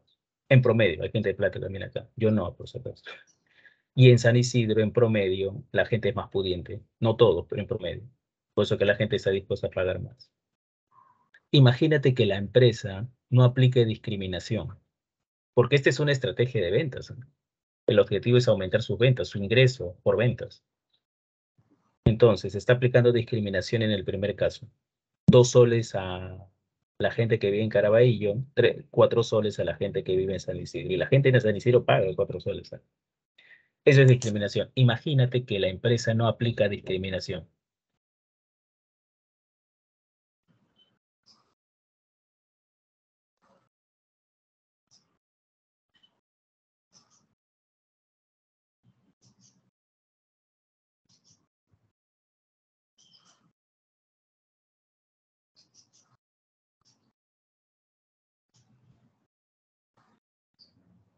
Imagínate que que las empresas no apliquen discriminación. En vez de cobrar precios distintos, cobran el mismo precio, 3 soles. Como ejemplo, a la gente de Caraballo le cobra 3 soles. La gente estaba dispuesta a pagar máximo 2. La gente no va a pagar más de 2 soles y le están cobrando 3. No habría ventas en Caraballo. Y si 3 soles lo cobra en San Isidro, no le conviene, pues si la gente está dispuesta a pagar 4, ¿por qué le cobra 3? ¿Me hago entender? Entonces, ¿qué es lo más racional? ¿Qué es lo más efectivo? ¿Qué es lo más estratégico, digamos? ¿Aplicar o no aplicar discriminación? Creo que es aplicar discriminación, ¿no? Para que su ingreso por ventas aumente. Esa es la idea de la discriminación. Discriminación significa trato desigual, en este caso, trato desigual al cobrar el precio, pero eso está permitido, pues, porque no te están obligando a pagar algo, ¿no? La gente en San Isidro está dispuesta, como ejemplo, ¿no? Está dispuesta a pagar más, la gente de Carabay está dispuesta a pagar menos. Y se cobra un precio de acuerdo principalmente a su nivel de ingresos. Eso es un tipo de discriminación, pero eso más o menos esa es la idea de la discriminación. Es una estrategia de ventas para aumentar, valga la redundancia, el ingreso por venta. ¿Preguntas hasta ahí, por favor? ¿Se entendió la idea de lo que es la discriminación? Pregunten, dudas, sin ningún problema. Dime. Dime, Pérez. O apaga tu micrófono si no vas a participar, por favor. Bien, seguimos entonces. Creo que se entendió porque no me pregunta. Entonces volvamos a la... Hay tres tipos de discriminación. Tres tipos de discriminación de precios. La idea es cobrar precios distintos, pero vendiendo lo mismo. ¿Qué significa discriminación de precios? Se va a dividir el mercado por cliente, por consumidores. Si la empresa tiene 3 clientes, 3 precios, a cada uno un precio en particular, de acuerdo a su nivel de ingreso. 3 clientes, ¿no? El cliente 1 es de pobre, digamos, el cliente 2 es clase media y el cliente 3 es millonario. Al millonario se le va a cobrar 20 soles, al de clase media 10 soles y al pobre, digamos, se le va a cobrar 3 soles o 5. Si hubiera 4 clientes, 4 precios. Si hubiera 1000 clientes, 1000 precios. Esa es la característica de la discriminación de primer grado.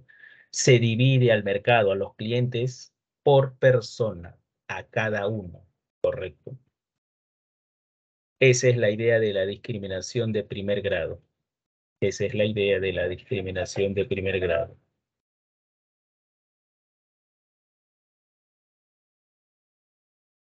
Bien, avancemos.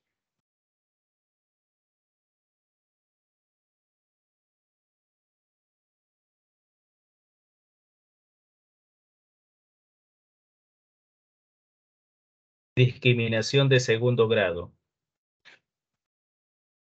El vendedor no conoce la disposición a pagar de cada consumidor. Al final, el vendedor hace que el consumidor decida qué precio pagar. Está en tu material, ¿ah? Si tú revisas tu material, donde dice discriminación de segundo grado, ahí se señala que los consumidores se autoseleccionan. Ahí se señala que los consumidores se autoseleccionan. ¿Qué significa? Que el mismo consumidor decide el precio que pagar en base a las opciones que se les presentan. Un ejemplo de discriminación de segundo grado son las ventas por rango, ¿no? Ventas por, digamos, intervalos. Señor, si usted se lleva máximo 5 unidades, le cobramos 10 soles por unidad. Señor, si usted se lleva entre 5 y 15, le cobramos, a ver, de nuevo, si usted compra máximo 10 unidades, 10 soles por unidad. Si usted compra entre 10 y 20 unidades, 8 soles por unidad. Si usted compra más de 20 unidades, 7 soles por unidad. Al final, el consumidor va a comprar lo mismo. La diferencia son las cantidades que compra, pero el producto es el mismo, ¿no? Pero podrá pagar él podrá elegir el precio que va a pagar. Repito, la empresa simplemente le da opciones. No conoce lo que está dispuesto a pagar al consumidor, le presenta opciones y el consumidor es el que decide qué precio pagar de acuerdo a la cantidad que compra. Por eso ahí revisa tu material y dice el consumidor se autoselecciona. Él mismo elige el precio. Si compra 8 unidades, pagaría 10 soles porque está en el primer rango, ¿no? Si compra 15 unidades, pagaría 8 soles porque está en el segundo rango. Y si compra más de 20 unidades, pagaría, ¿cuánto te dije? 7 o 6 soles, ¿no? Que está en el tercer rango. Esa es la discriminación de segundo grado, que se ve bastante en las ofertas, ¿ah? Se ve bastante en los centros comerciales, Metro, Wong, cuando te dicen, ¿sabes qué? Si llevas 3 unidades, por unidad te sale más barato. Ese es el gancho, ¿no? Si compras una unidad, 4 soles, pero si compras un pack de 3, por unidad te sale más barato. O sea, es decir, gastas más, sí, pero por unidad te sale más barato. Y la esencia del precio es por unidad, ¿no? ¿Me hago entender? Y acá están los ejemplos que se mencionan, ¿no? Por volumen, ¿no? Y otros ejemplos más. Bien. Preguntas, por favor, hasta ahí, sobre la discriminación de segundo grado.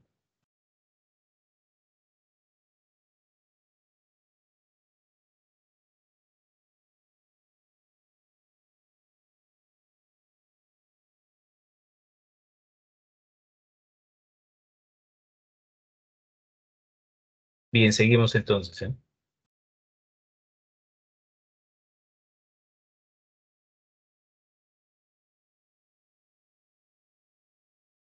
Y tenemos la discriminación de tercer grado.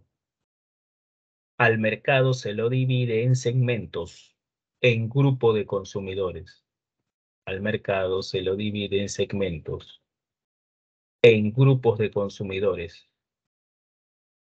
¿Correcto?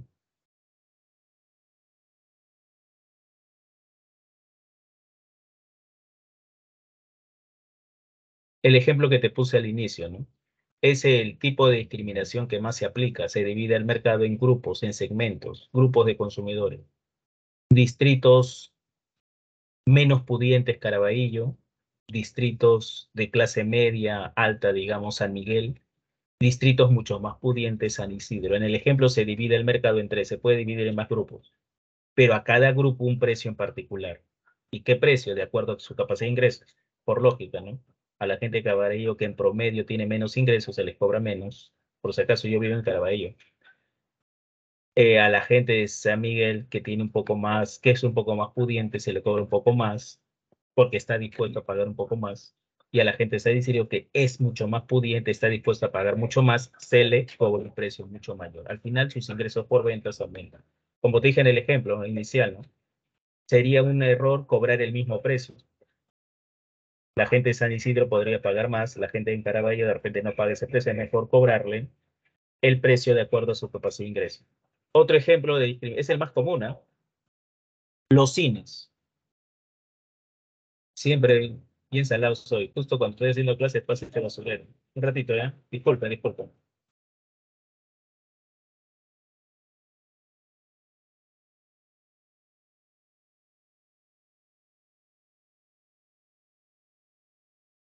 Bueno, lo más importante es que pase el camión de basura, pues, ¿no? Otras partes que no pase es lo más importante. Bueno, entonces, otro ejemplo de discriminación de tercer grado, ustedes que son jóvenes, les gusta ir al cine ahora que ya terminó las restricciones, están más contentos, inclusive ya no te piden ni mascarilla para ir a los cines.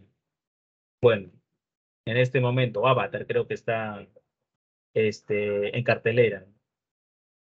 Y hablamos de un cine que tiene varias... Ah, y generalmente la discriminación de tercer grado la hacen las empresas que tienen varias sucursales, ¿no?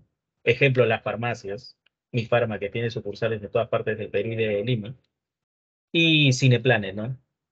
Si hablamos de Cineplanet, que es una cadena de cines que tiene sucursales acá en Comas Caraballo, San Isidro y San Miguel.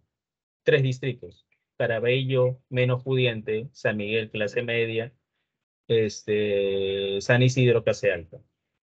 Hoy miércoles, 4 de la tarde, en los 3 cines se va a pasar Avatar 2, ¿no? Camino del Agua, creo que se llama. No sé si seguirá en cartelera, pero es una de las películas del momento. Como ejemplo, ¿no? No sé qué otra película de hace tiempo que ni voy al cine, ¿no? Aparte de Avatar que está dando, Pinocho, no sé, bueno. Avatar, bueno. Hoy, 4 de la tarde, te vas al Cineplanet de Comas. No sé cuánto está cobrando, pero por lo que yo sé, porque he pasado por esos 3 lugares, cobra precio distinto. Como ejemplo, te vas hoy día a las 4 de la tarde a ver Avatar al Cineplanet de Comas, ponle 15 soles la entrada. A esa misma hora, 4 soles. En San Miguel, en Cineplanet de San Miguel, para ver la misma película, es el mismo producto, no pagas 15 soles, sino te cobran 20. Y en el Cineplanet San Isidro, más pituco, digamos, a la misma hora por ver la misma película, no te cobra ni 15 ni 20, sino 25 soles. ¿Qué se está aplicando? Discriminación. ¿Y qué tipo de discriminación de tercer grado? Se supone que todos los que van a Comas solo están dispuestos a pagar 15, los que van a San Miguel están dispuestos a pagar 20, y los que van a San Isidro, poco más, su capacidad económica, están dispuestos a pagar un poco más, que en ese caso es 25. Es un ejemplo de discriminación de tercer grado. Es el más común que existe, es el más común. Acá te pone el metropolitano, porque es un ejemplo, pues. Si tú has utilizado el metropolitano, hay 3 tarifas, ¿no? Sí, pues 3 tarifas. Pero el servicio es el mismo, ¿no? Haces cola igual que todos, aplastado, ahora con el calor, pues, parece un horno el metropolitano. La cuestión que el producto es el mismo, el servicio es el mismo, pero hay 3 tarifas. La tarifa convencional, 3 soles 20 te cobran la troncal. La tarifa escolar, no sé exactamente, no sé cuánto es, pero creo que 50 céntimos, un sol, creo que. Y la tarifa universitaria que ustedes van a tener ya en estos tiempos, ¿ya? Cuando ya sean universitarios, que es un sol 50, creo, menos. Pero es el mismo producto de discriminación, ¿o no es así? De tercer grado, porque se está dividiendo al mercado entre grupos adultos, universitarios y escolares. Listo, esa es la idea de la discriminación, por favor. Precios distintos, vendiendo el mismo producto, el objetivo es aumentar el ingreso por ventas. Es una estrategia. Si tú fueras alguna vez, te conviertes en administrador de una empresa, lo que más te convendría es aplicar discriminación. ¿Me dejo entender? Preguntas, por favor. ¿Dudas? ¿Alguna pregunta, alguna duda? Todo entendido, profesor. Listo. Seguimos entonces. Bueno, ahí están algunos ejemplos.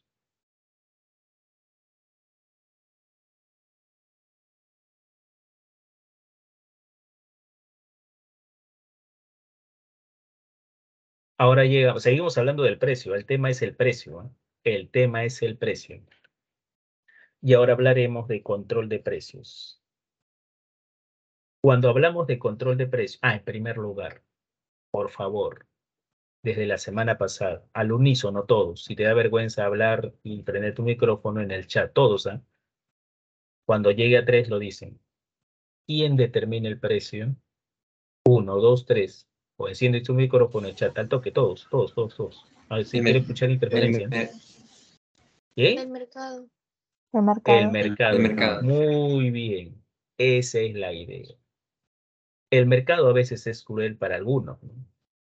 El mercado fue cruel hace unas semanas, no, hace unos meses, cuando el aceite se disparó a 13 soles. El mercado fue mucho más cruel cuando hace un año y medio el gas estaba a 75 soles. Ahora está barato, está menos de 50. El mercado fue recontra cruel con los que necesitaban oxígeno en la época más dura de la pandemia. Pero a veces el mercado es buena gente, digamos así, ¿no? Ahorita en este momento está baratísimo el pescado. Mañana, bueno, 3 días a la semana estoy comiendo pescado, pues está baratísimo el pescado, pero está carísimo la arvejita. Bajó el precio del azúcar un poquito. El pollo volvió a bajar. El huevo comenzó a bajar, estaba como casi 10 soles, ahora está 7.50. A veces el mercado hace que el precio suba, a veces el mercado hace que el precio baje. Oferta y demanda, intercambios. El precio del mercado puede ser cruel, entre comillas, cruel, puede ser beneficioso, etcétera, pero hay un precio determinado por el mercado. ¿A qué se refiere entonces el control de precios? Cuando el precio es imposición a la fuerza por el gobierno de turno, por el Estado. Ya no es el mercado quien va a decir cuánto va a ser el precio, sino quien lo está haciendo el mercado, el Estado. Y a eso se refiere con el control de precios. El Estado, el gobierno establece, apunta por ahí, un precio oficial. Esto es importante. Precio oficial o precio controlado o precio impuesto, como le quieras llamar. Ese precio impuesto por el gobierno, por el Estado, apunta ahí, puede ser o mayor o menor al precio del mercado, pero no va a ser igual, si no tiene sentido un precio oficial igual del mercado no tiene sentido. El precio oficial o debe ser mayor o menor al del mercado. No hay muchos ejemplos en el Perú acerca del control de precios, ya se dejó bastante. Hay uno que después se va a llegar a explicar. Pero en general los precios son determinados por el mercado. Se está hablando, más que todo cuando estaba Castillo, que queremos cambiar la constitución para que el Estado pueda controlar el precio. Oye, gobierno, el gas está muy caro, controle el precio del gas. Oye, gobierno, el azúcar está caro, controle el precio. Toda una queja acerca de los precios que no le gustan. Y también hay reclamos acerca de que el gobierno comience a controlar precios.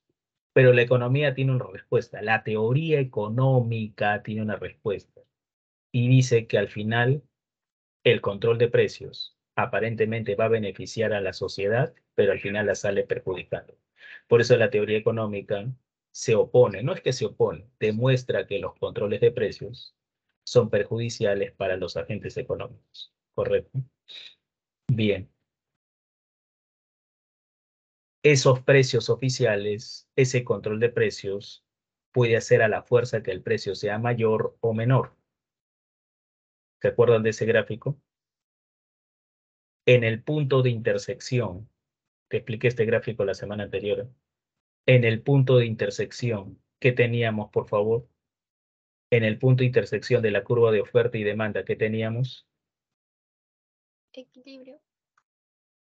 El equilibrio, pues. El En el punto de equilibrio. intersección teníamos el precio de equilibrio, ¿no? Ahí está el precio de equilibrio, que es 3, ¿no? El precio de equilibrio es 3, digamos, 3 soles. El kilo de arroz, está un poco más, ¿no?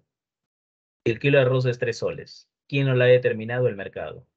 La gente va y paga 3 soles. Las empresas cobran 3 soles. ¿Por qué crees tú que el precio esté a 3 soles? Y si el precio es 3 soles, por lógica, y la gente compra el arroz y paga 3 soles, es porque aceptan ese precio, están conformes, ¿no? Si las empresas y los distribuidores y los comerciantes venden el arroz a 3 soles, es porque aceptan cobrar ese precio. Ese es el precio del mercado, el precio que se acepta, ¿no? El precio de conformidad. Ellos aceptan cobrar y pagar, dependiendo si es ofertante o demandante, pagar el precio. En el ejemplo es 3. Viene el gobierno y señala que no. ¿Cómo es posible que como ejemplo el arroz, ¿no? Ese es el rollo de todo político, ¿no? ¿Cómo es posible? Así comienza su discusión. ¿Cómo es posible que el pueblo pague 3 soles? Pero es posible, pues la gente está aceptando no pagar 3 soles. Pero él dice que no, no es posible, ¿no? Ese precio es muy alto. ¿Cómo él sabe que es muy alto?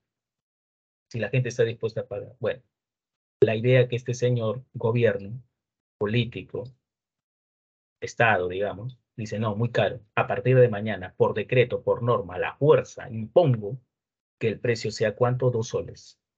Ese precio, 2 soles, es el precio oficial máximo. ¿Por qué máximo? Primero, ese precio máximo está por debajo del equilibrio, por debajo del precio de equilibrio, que es 3 en el inicio. ¿Por qué se le llama 2 precio máximo? ¿Qué le dice el gobierno a los vendedores de arroz en el ejemplo? Comerciantes, si ustedes quieren cobrar un sol, cobren un sol. Si ustedes quieren cobrar un sol 50, cobren un sol 50. Pero como máximo comerciante le vas a cobrar a mi consumidor, a mi pueblo, el que votó por mí, 2 soles. Correcto, 2 soles.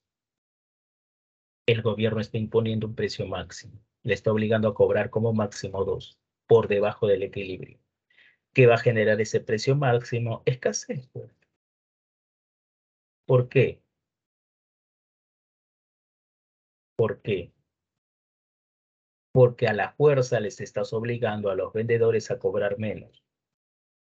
De repente 2 soles, se explicó al comienzo, no cubre sus ganancias, no cubre sus costos. Se dijo al comienzo, ¿no? El precio debe cubrir los costos.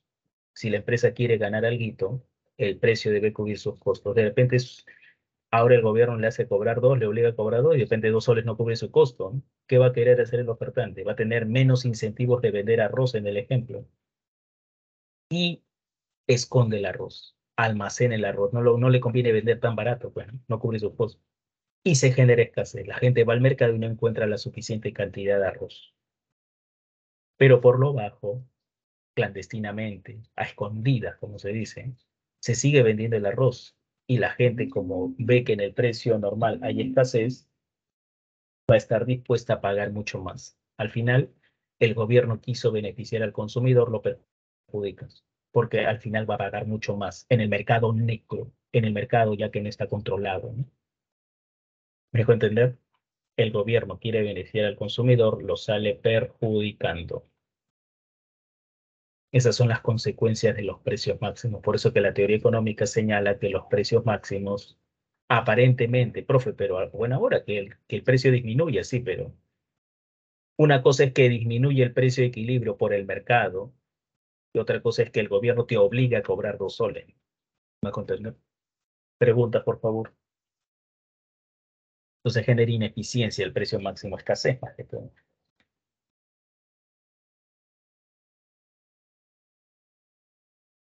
Preguntas, por favor.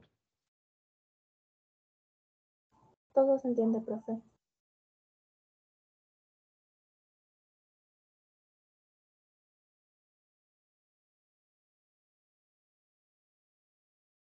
Bien, ahora lo contrario.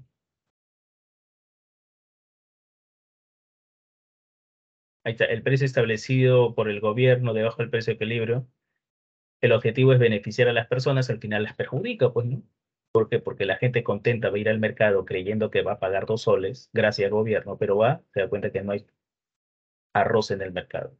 Y encima, como el arroz es un producto de primera necesidad, en el Perú es de primera necesidad porque a todo lo metemos arroz, por lo bajo se da cuenta que las empresas siguen vendiendo arroz, pero no respetan el precio oficial, ni siquiera el precio de equilibrio, se aprovechan las empresas y cobran mucho más. Ejemplo, Venezuela ahorita, ¿no? Por eso que es escaso todo. Ejemplo, Alan García, donde todo era escaso y había precios oficiales. ¿Me comprende?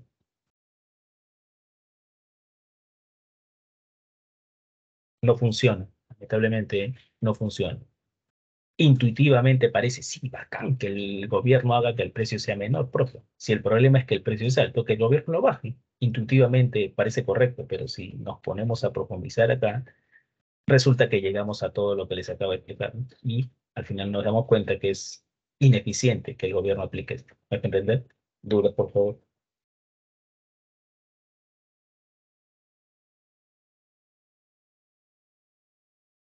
Preguntas.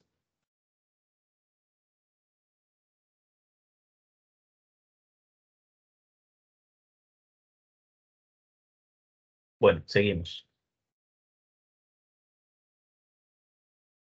Bueno, ahí está lo que te dije, ¿no? Pero en el ejemplo ponen el precio del helado, pero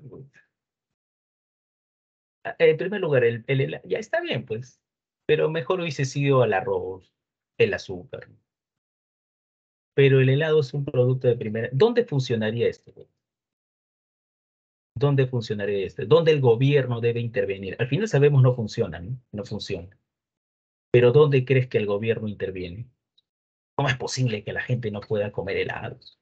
¿Cómo es posible que la gente no pueda pagar su Netflix? ¿Cómo es posible Netflix? ¿Por qué le cobras tanto por la afiliación? ¿Cómo es posible que, qué más? ¿Qué te puedo decir? Que la César Vallejo cobre tanto por su matrícula en la universidad. ¿Cómo es posible que la gente cobre tanto por sus helados? Pobrecito, en verano la gente se mueve de calor, debe comer su helado. Ya, como ejemplo sirve, ¿no? Pero si somos más realistas, ¿dónde crees tú que el gobierno, si aplica, no lo hace, pero si aplicaría controles de precios, dónde lo haría? ¿En el helado o en productos de primera necesidad? ¿Dónde crees tú? Dime. En producto de primera necesidad. En primera ¿Y el helado es necesidad, primera necesidad? no. No, pues entonces, bueno, como No. gráfico sirve, ¿no? Pero en vez de helado, un ejemplo más realista sería lo que hacía Alan García en su primer gobierno. Azúcar, arroz, leche, pan. En Venezuela lo mismo, pero difícil que el gobierno controle el precio del helado, controle el precio del ceviche. ¿Cómo es posible que carretilleros que cobren tanto por el ceviche cobren menos control de precio? ¿Cómo es posible que por los marcianos cobren tanto, bajen sus precios? ¿Cómo es posible que, otro ejemplo, ¿verdad? Otro ejemplo de un producto no tan necesario, pero bien consumido. Caramelos, ¿cómo es posible que cobren tanto por un chupetín? No. Está bien, como ejemplo, como gráfico, está bien, pero En vez de eso, hay que poner un ejemplo de productos de primera necesidad, porque la historia ha comprobado que los controles de precio es para principalmente productos de primera necesidad. ¿Me puedo entender? Bien. Aunque ahora, aunque tampoco es tan real, si analizamos más a profundidad, el helado en verano ya se ha vuelto un producto de primera necesidad, aunque no creas, hay bastante consumo de helado. ¿O no es así? Ahora, ¿no? No es porque sea verano, sino ahora, que ya es un producto bien consumido, ¿no? Listo. Lo contrario.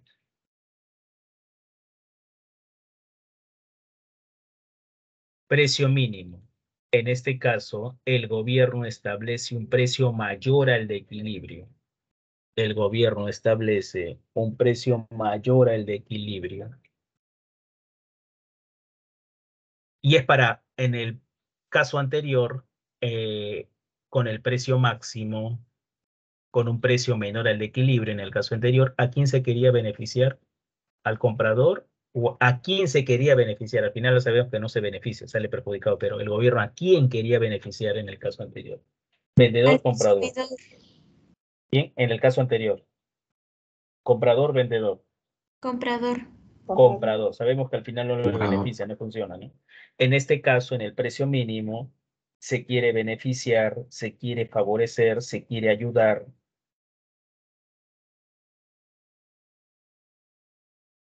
al vendedor. Por eso que el gobierno, ¿qué hace? Establece un precio mayor al de equilibrio. Mira, ¿cuánto es el precio de equilibrio? 3 soles, ¿no? La gente está dispuesta a comprar, a vender, a pagar, están conformes con cobrar y pagar 3 soles. Pero el gobierno llega y dice, esto no, a partir de mañana. Ah, y acá está, ¿no? Quiere favorecer a los vendedores, ahí está. A partir de mañana el precio va a ser 4. ¿Sabes qué comprador? Si tú quieres, paga 3. Perdón, si tú quieres, paga 6. Si tú quieres, paga 5. Si tú quieres, paga 4,50. Pero lo mínimo que vas a pagarle a mi vendedor es 4 soles. En el caso anterior, ¿a quién se le exigía cobrar como máximo 3 soles? Al vendedor. En este caso, ¿a quién se le exige pagar como mínimo 4 soles? Al comprador, es el que paga como mínimo 4. Por eso se llama precio mínimo. Está por encima del equilibrio. Hasta ahí estamos. Y por lógica, ¿qué dices tú? ¿Funcionará o no funcionará esto? Al final el vendedor saldrá beneficiado. El gobierno quiere que salga beneficiado, ¿no? Que cobre más por sus unidades. Pero al final el vendedor saldrá o no beneficiado. ¿Qué dices tú? Por lógica. No, No. No. ¿Por qué no? Porque para el porque consumidor, lo máximo para el consumidor estaba dispuesto a pagar ¿cuánto? 3 soles. Y el gobierno viene y le obliga a pagar ahora 4 soles. Lógicamente que no va a querer comprar. Va a haber excedente, va a haber sobreproducción y las empresas se van a perjudicar. Y lo mismo, como la gente ya no está dispuesta a pagar 4 soles, al final, ¿qué tienen que hacer las empresas? ¿No? Como la gente no está dispuesta a aceptar lo que dice el gobierno, las empresas, ¿qué tienen que hacer al final? Bueno, ¿qué dices tú? Vamos, hijo, por lógica. Vamos, ¿qué dices?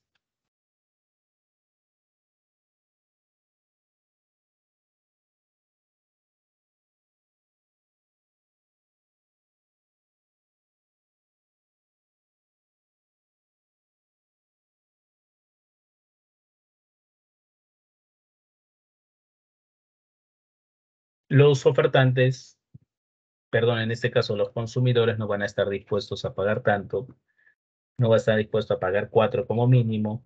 Al final las empresas, al ver que no le compran, tendrán que rematar sus productos, ni siquiera cobrarte, sino menos. Al final, lo mismo que hace un momento. Se quiso beneficiar al vendedor, al final se lo perjudica. ¿Me dejo entender? Preguntas, por favor, hasta ahí. ¿Dudas?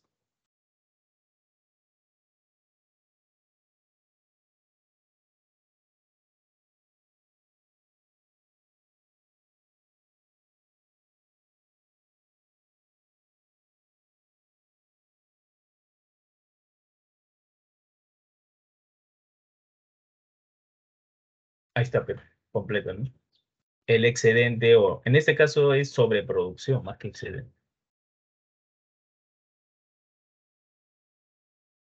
Ahí está, seguimos con el helado, no había otro ejemplo. ¿Cómo es posible, no? Que la gente solo pague 3 soles por el helado, siendo tan rico, no, no, no. A mi vendedor no le conviene cobrar 3 soles. A partir de mañana, lo mínimo que deben pagar los consumidores por cada conito de helado, vainilla, guaymanto, no sé, es 4. La gente está dispuesta a pagar como máximo 3, pero el gobierno le está obligando a pagar 4. La gente no compra, pues. Las empresas no venden su helado, llega un momento que hay helado que sobra, que tienen que hacer, peor es que se malogre, rematar sus productos, vender inclusive a menos de 3 soles. Se perjudica, pues. Se quiso beneficiar al vendedor, lo mismo, se le perjudica. No funcionan los precios oficiales. ¿Correcto? Esa es la idea. ¿Alguna pregunta acerca del control de precios, por favor?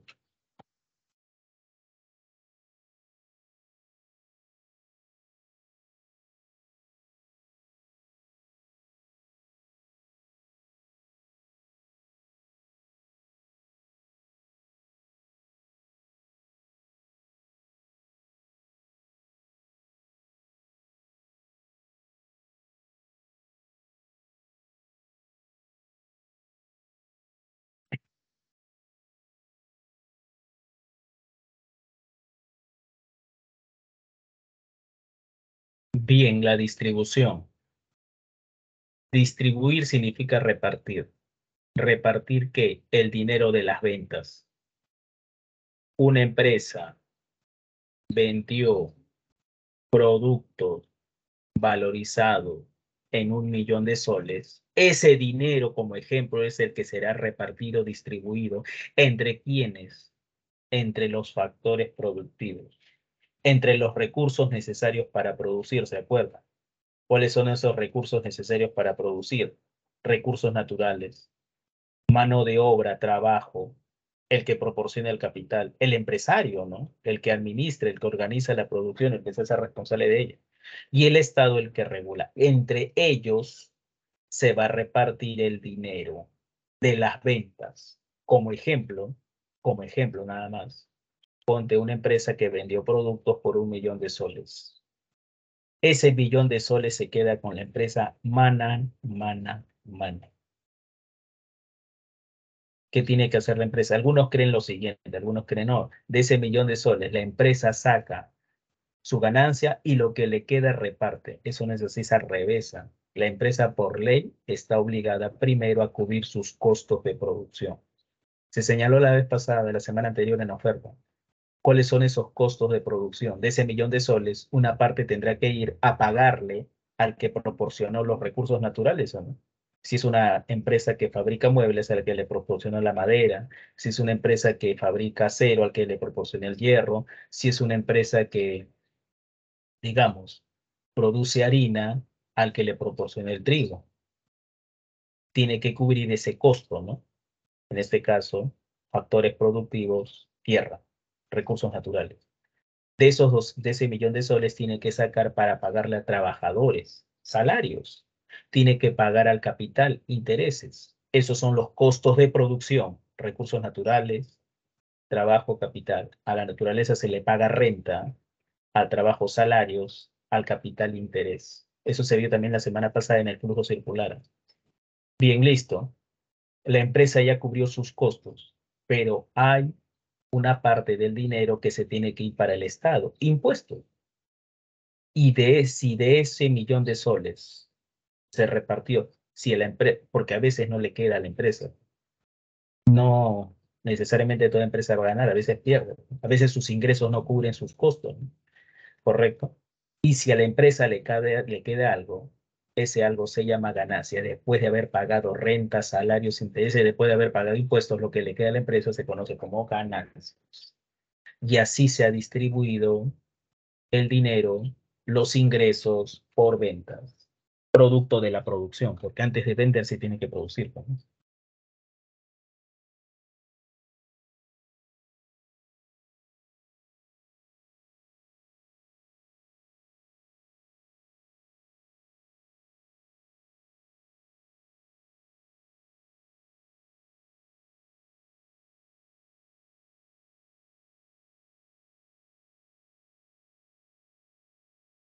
Preguntas, por favor.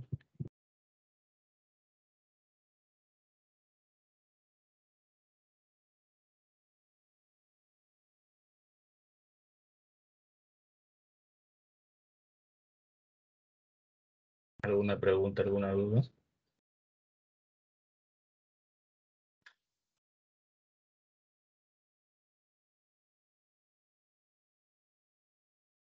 Bien, así como existe la distribución, debe existir la redistribución. Por favor, pregunta de cultura general. ¿Qué significa el prefijo re? Porque una cosa es distribución, ya le hemos hablado.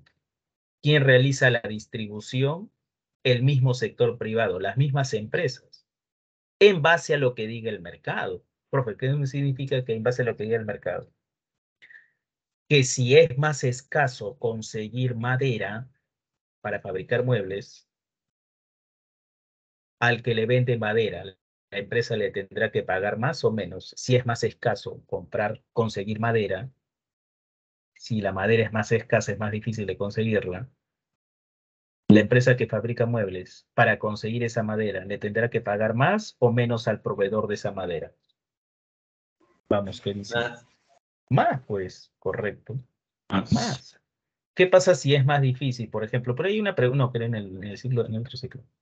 ¿Qué pasa si la empresa es una empresa que produce acero? Necesita obreros especializados en la producción de acero. ¿Cómo se llaman estos patos? Soldadores, espera, soldar no es paso. Se estudia o se prepara bastante tiempo, ¿no? De chibolo una vez me quise poner a soldar, se quemó mi mano, me salpicó al ojo, la candela y todo eso. Bien fregado. La cuestión que es un trabajo calificado, el ser soldador. Aunque no parezca, es un trabajo físico, obrero, pero es calificado. Entonces, ¿qué pasa si la empresa, una fábrica, una empresa metalúrgica que produce acero de construcción necesita soldadores, ¿no? ¿Qué pasa si para la empresa es difícil conseguir soldadores?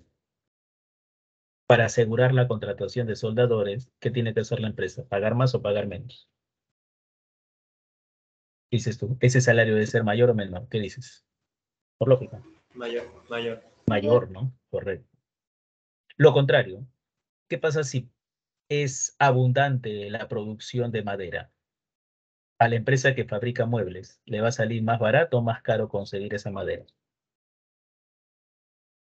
Más barato.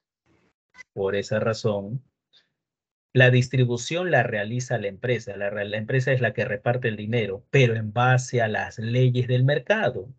Por eso es que en general se señala que la distribución la realiza el mercado, porque todo en base a lo que diga el mercado. ¿Me dejo entender? La renta, el salario, los intereses, lo determina el mercado. E inclusive la misma ganancia de la empresa lo determina el mercado, ¿no? Si en el mercado nadie le quiso comprar o poco le compraron, su ganancia va a ser menor. En vez de ganancia va a haber pérdidas, inclusive. ¿Me dejo entender? Por eso decimos, la empresa lo realiza el mercado, la, la distribución la realiza la empresa, pero en base a las leyes del mercado. ¿Se entendió esta parte, por favor, la última? ¿Por qué decimos que es el mercado quien determina la distribución? La empresa realiza la distribución determinado por las leyes del mercado, oferta y demanda. Correcto. Ahora sí, la pregunta que te hice hace un rato. ¿Qué significaba el prefijo re? Cultura general, hijo. ¿Qué significa el Repetición. Muy bien, una nueva, ¿no? Una repetición. Nuevamente realizar la distribución. Gracias, hijo. Nuevamente. ¿Y por qué es necesario hacer una nueva distribución? Y esa nueva distribución ahora sí está a cargo del Estado. Tú sepárate, pero para que no te olvides. Esa nueva distribución, la redistribución, está a cargo del Estado. Profesor, pero que si ya el mercado, la empresa ya distribuyó, ¿por qué el Estado lo tiene que realizar de nuevo? Porque esa primera distribución es muy desigual, ¿o no es así? Hay trabajadores que reciben más, que reciben menos. Hay empresas que reciben más, que reciben menos, etcétera. Hay gente que recibe mucho dinero, hay gente muy pobre. La desigualdad existe. Un ejemplo de desigualdad es el ejemplo de la discriminación, pues. No es lo mismo vivir en Caraballo, en vivir en San Isidro, vivir en San Miguel, ¿no? ¿Por qué hay distritos distintos con tantas desigualdades? Principalmente por la diferencia de ingresos, ¿no? Hay desigualdad. Hay muchas teorías acerca de la desigualdad. En tu separata creo que están, ¿no? Hay muchas teorías. Bueno, pero creo que en esta parte no está. Hay muchas teorías. Acá, causas de la desigualdad. ¿Está acá o no?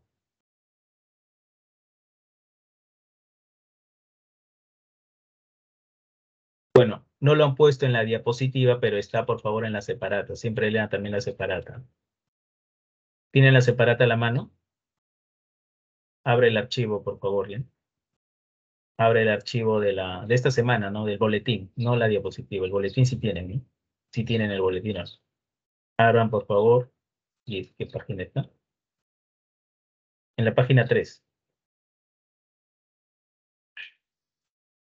Y ahí ustedes pueden ver la desigual distribución. Hay desigualdad, pues. Hay gente que tiene mucho dinero. Hay gente que por sus actividades económicas recibe mucho dinero. Hay gente que por sus actividades económicas recibe poco. Hay muchas causas. Una de ellas es, por ejemplo, la estructura productiva y tecnológica. La estructura de la propiedad. La A, la B y la D es lo mismo casi, ¿eh? O sea, se complementan. Hay gente que no tiene capital, pues. No puede hacer empresa, no puede estudiar, no puede capacitarse. Sus ingresos en el futuro van a ser menores. Y la gente que no tiene capital no puede comprar tecnología, no puede mejorar su producción, va a ser ineficiente y va a perder en el mercado. La gente que tiene más capital, la gente que tiene más propiedades podrá estudiar mejor, va a estar mejor preparado, va a saber idiomas, software, va a poder invertir en mejorar su empresa a través de mejores equipos y va a ser más eficiente y sus ingresos van a ser mayores, correcto. La plusvalía, bueno, esa es la visión marxista, ¿no? La desigualdad existe porque el rico explota al pobre. Hay muchas causas. Podemos pasar horas y horas y horas hablando de las causas. Hay gente que, no, la causa es esta, no, la causa es aquella, no. La cuestión es que hay desigualdad y esa desigualdad genera conflictos.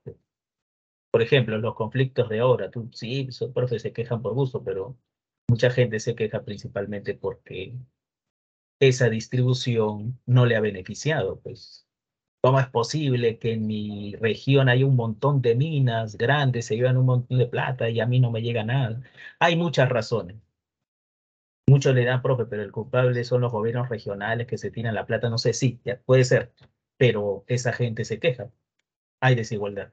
Por esa razón que se tiene que hacer una nueva distribución para corregir, para aliviar esa desigualdad que existe en la primera.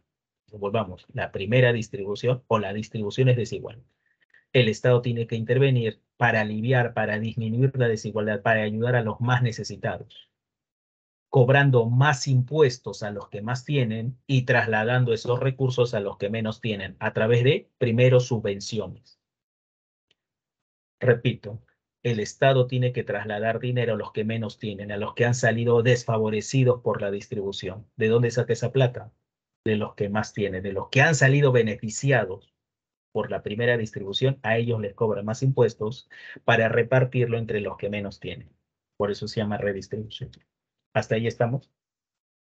¿Y en qué utiliza el dinero el Estado para hacer esa distribución? Perdón, esa redistribución.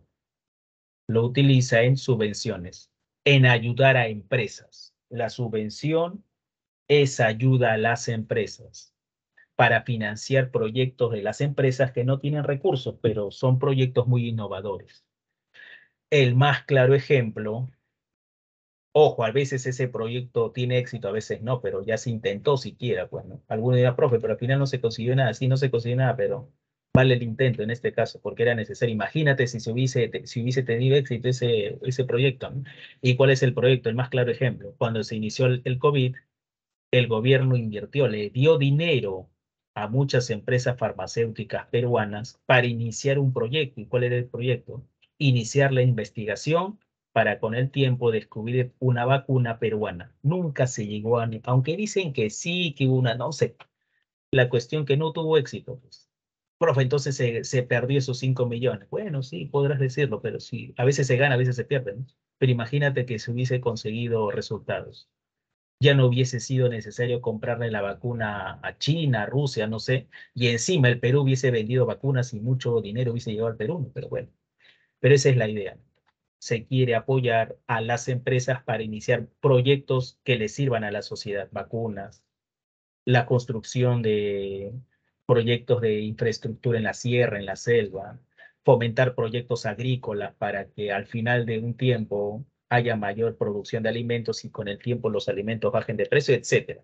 Pero la subvención es ayuda a las empresas para financiar proyectos, para financiar la producción, para financiar sus actividades productivas. Hasta ahí estamos, por favor. Sí, La profesor. subvención es ayuda a las empresas que lo necesitan.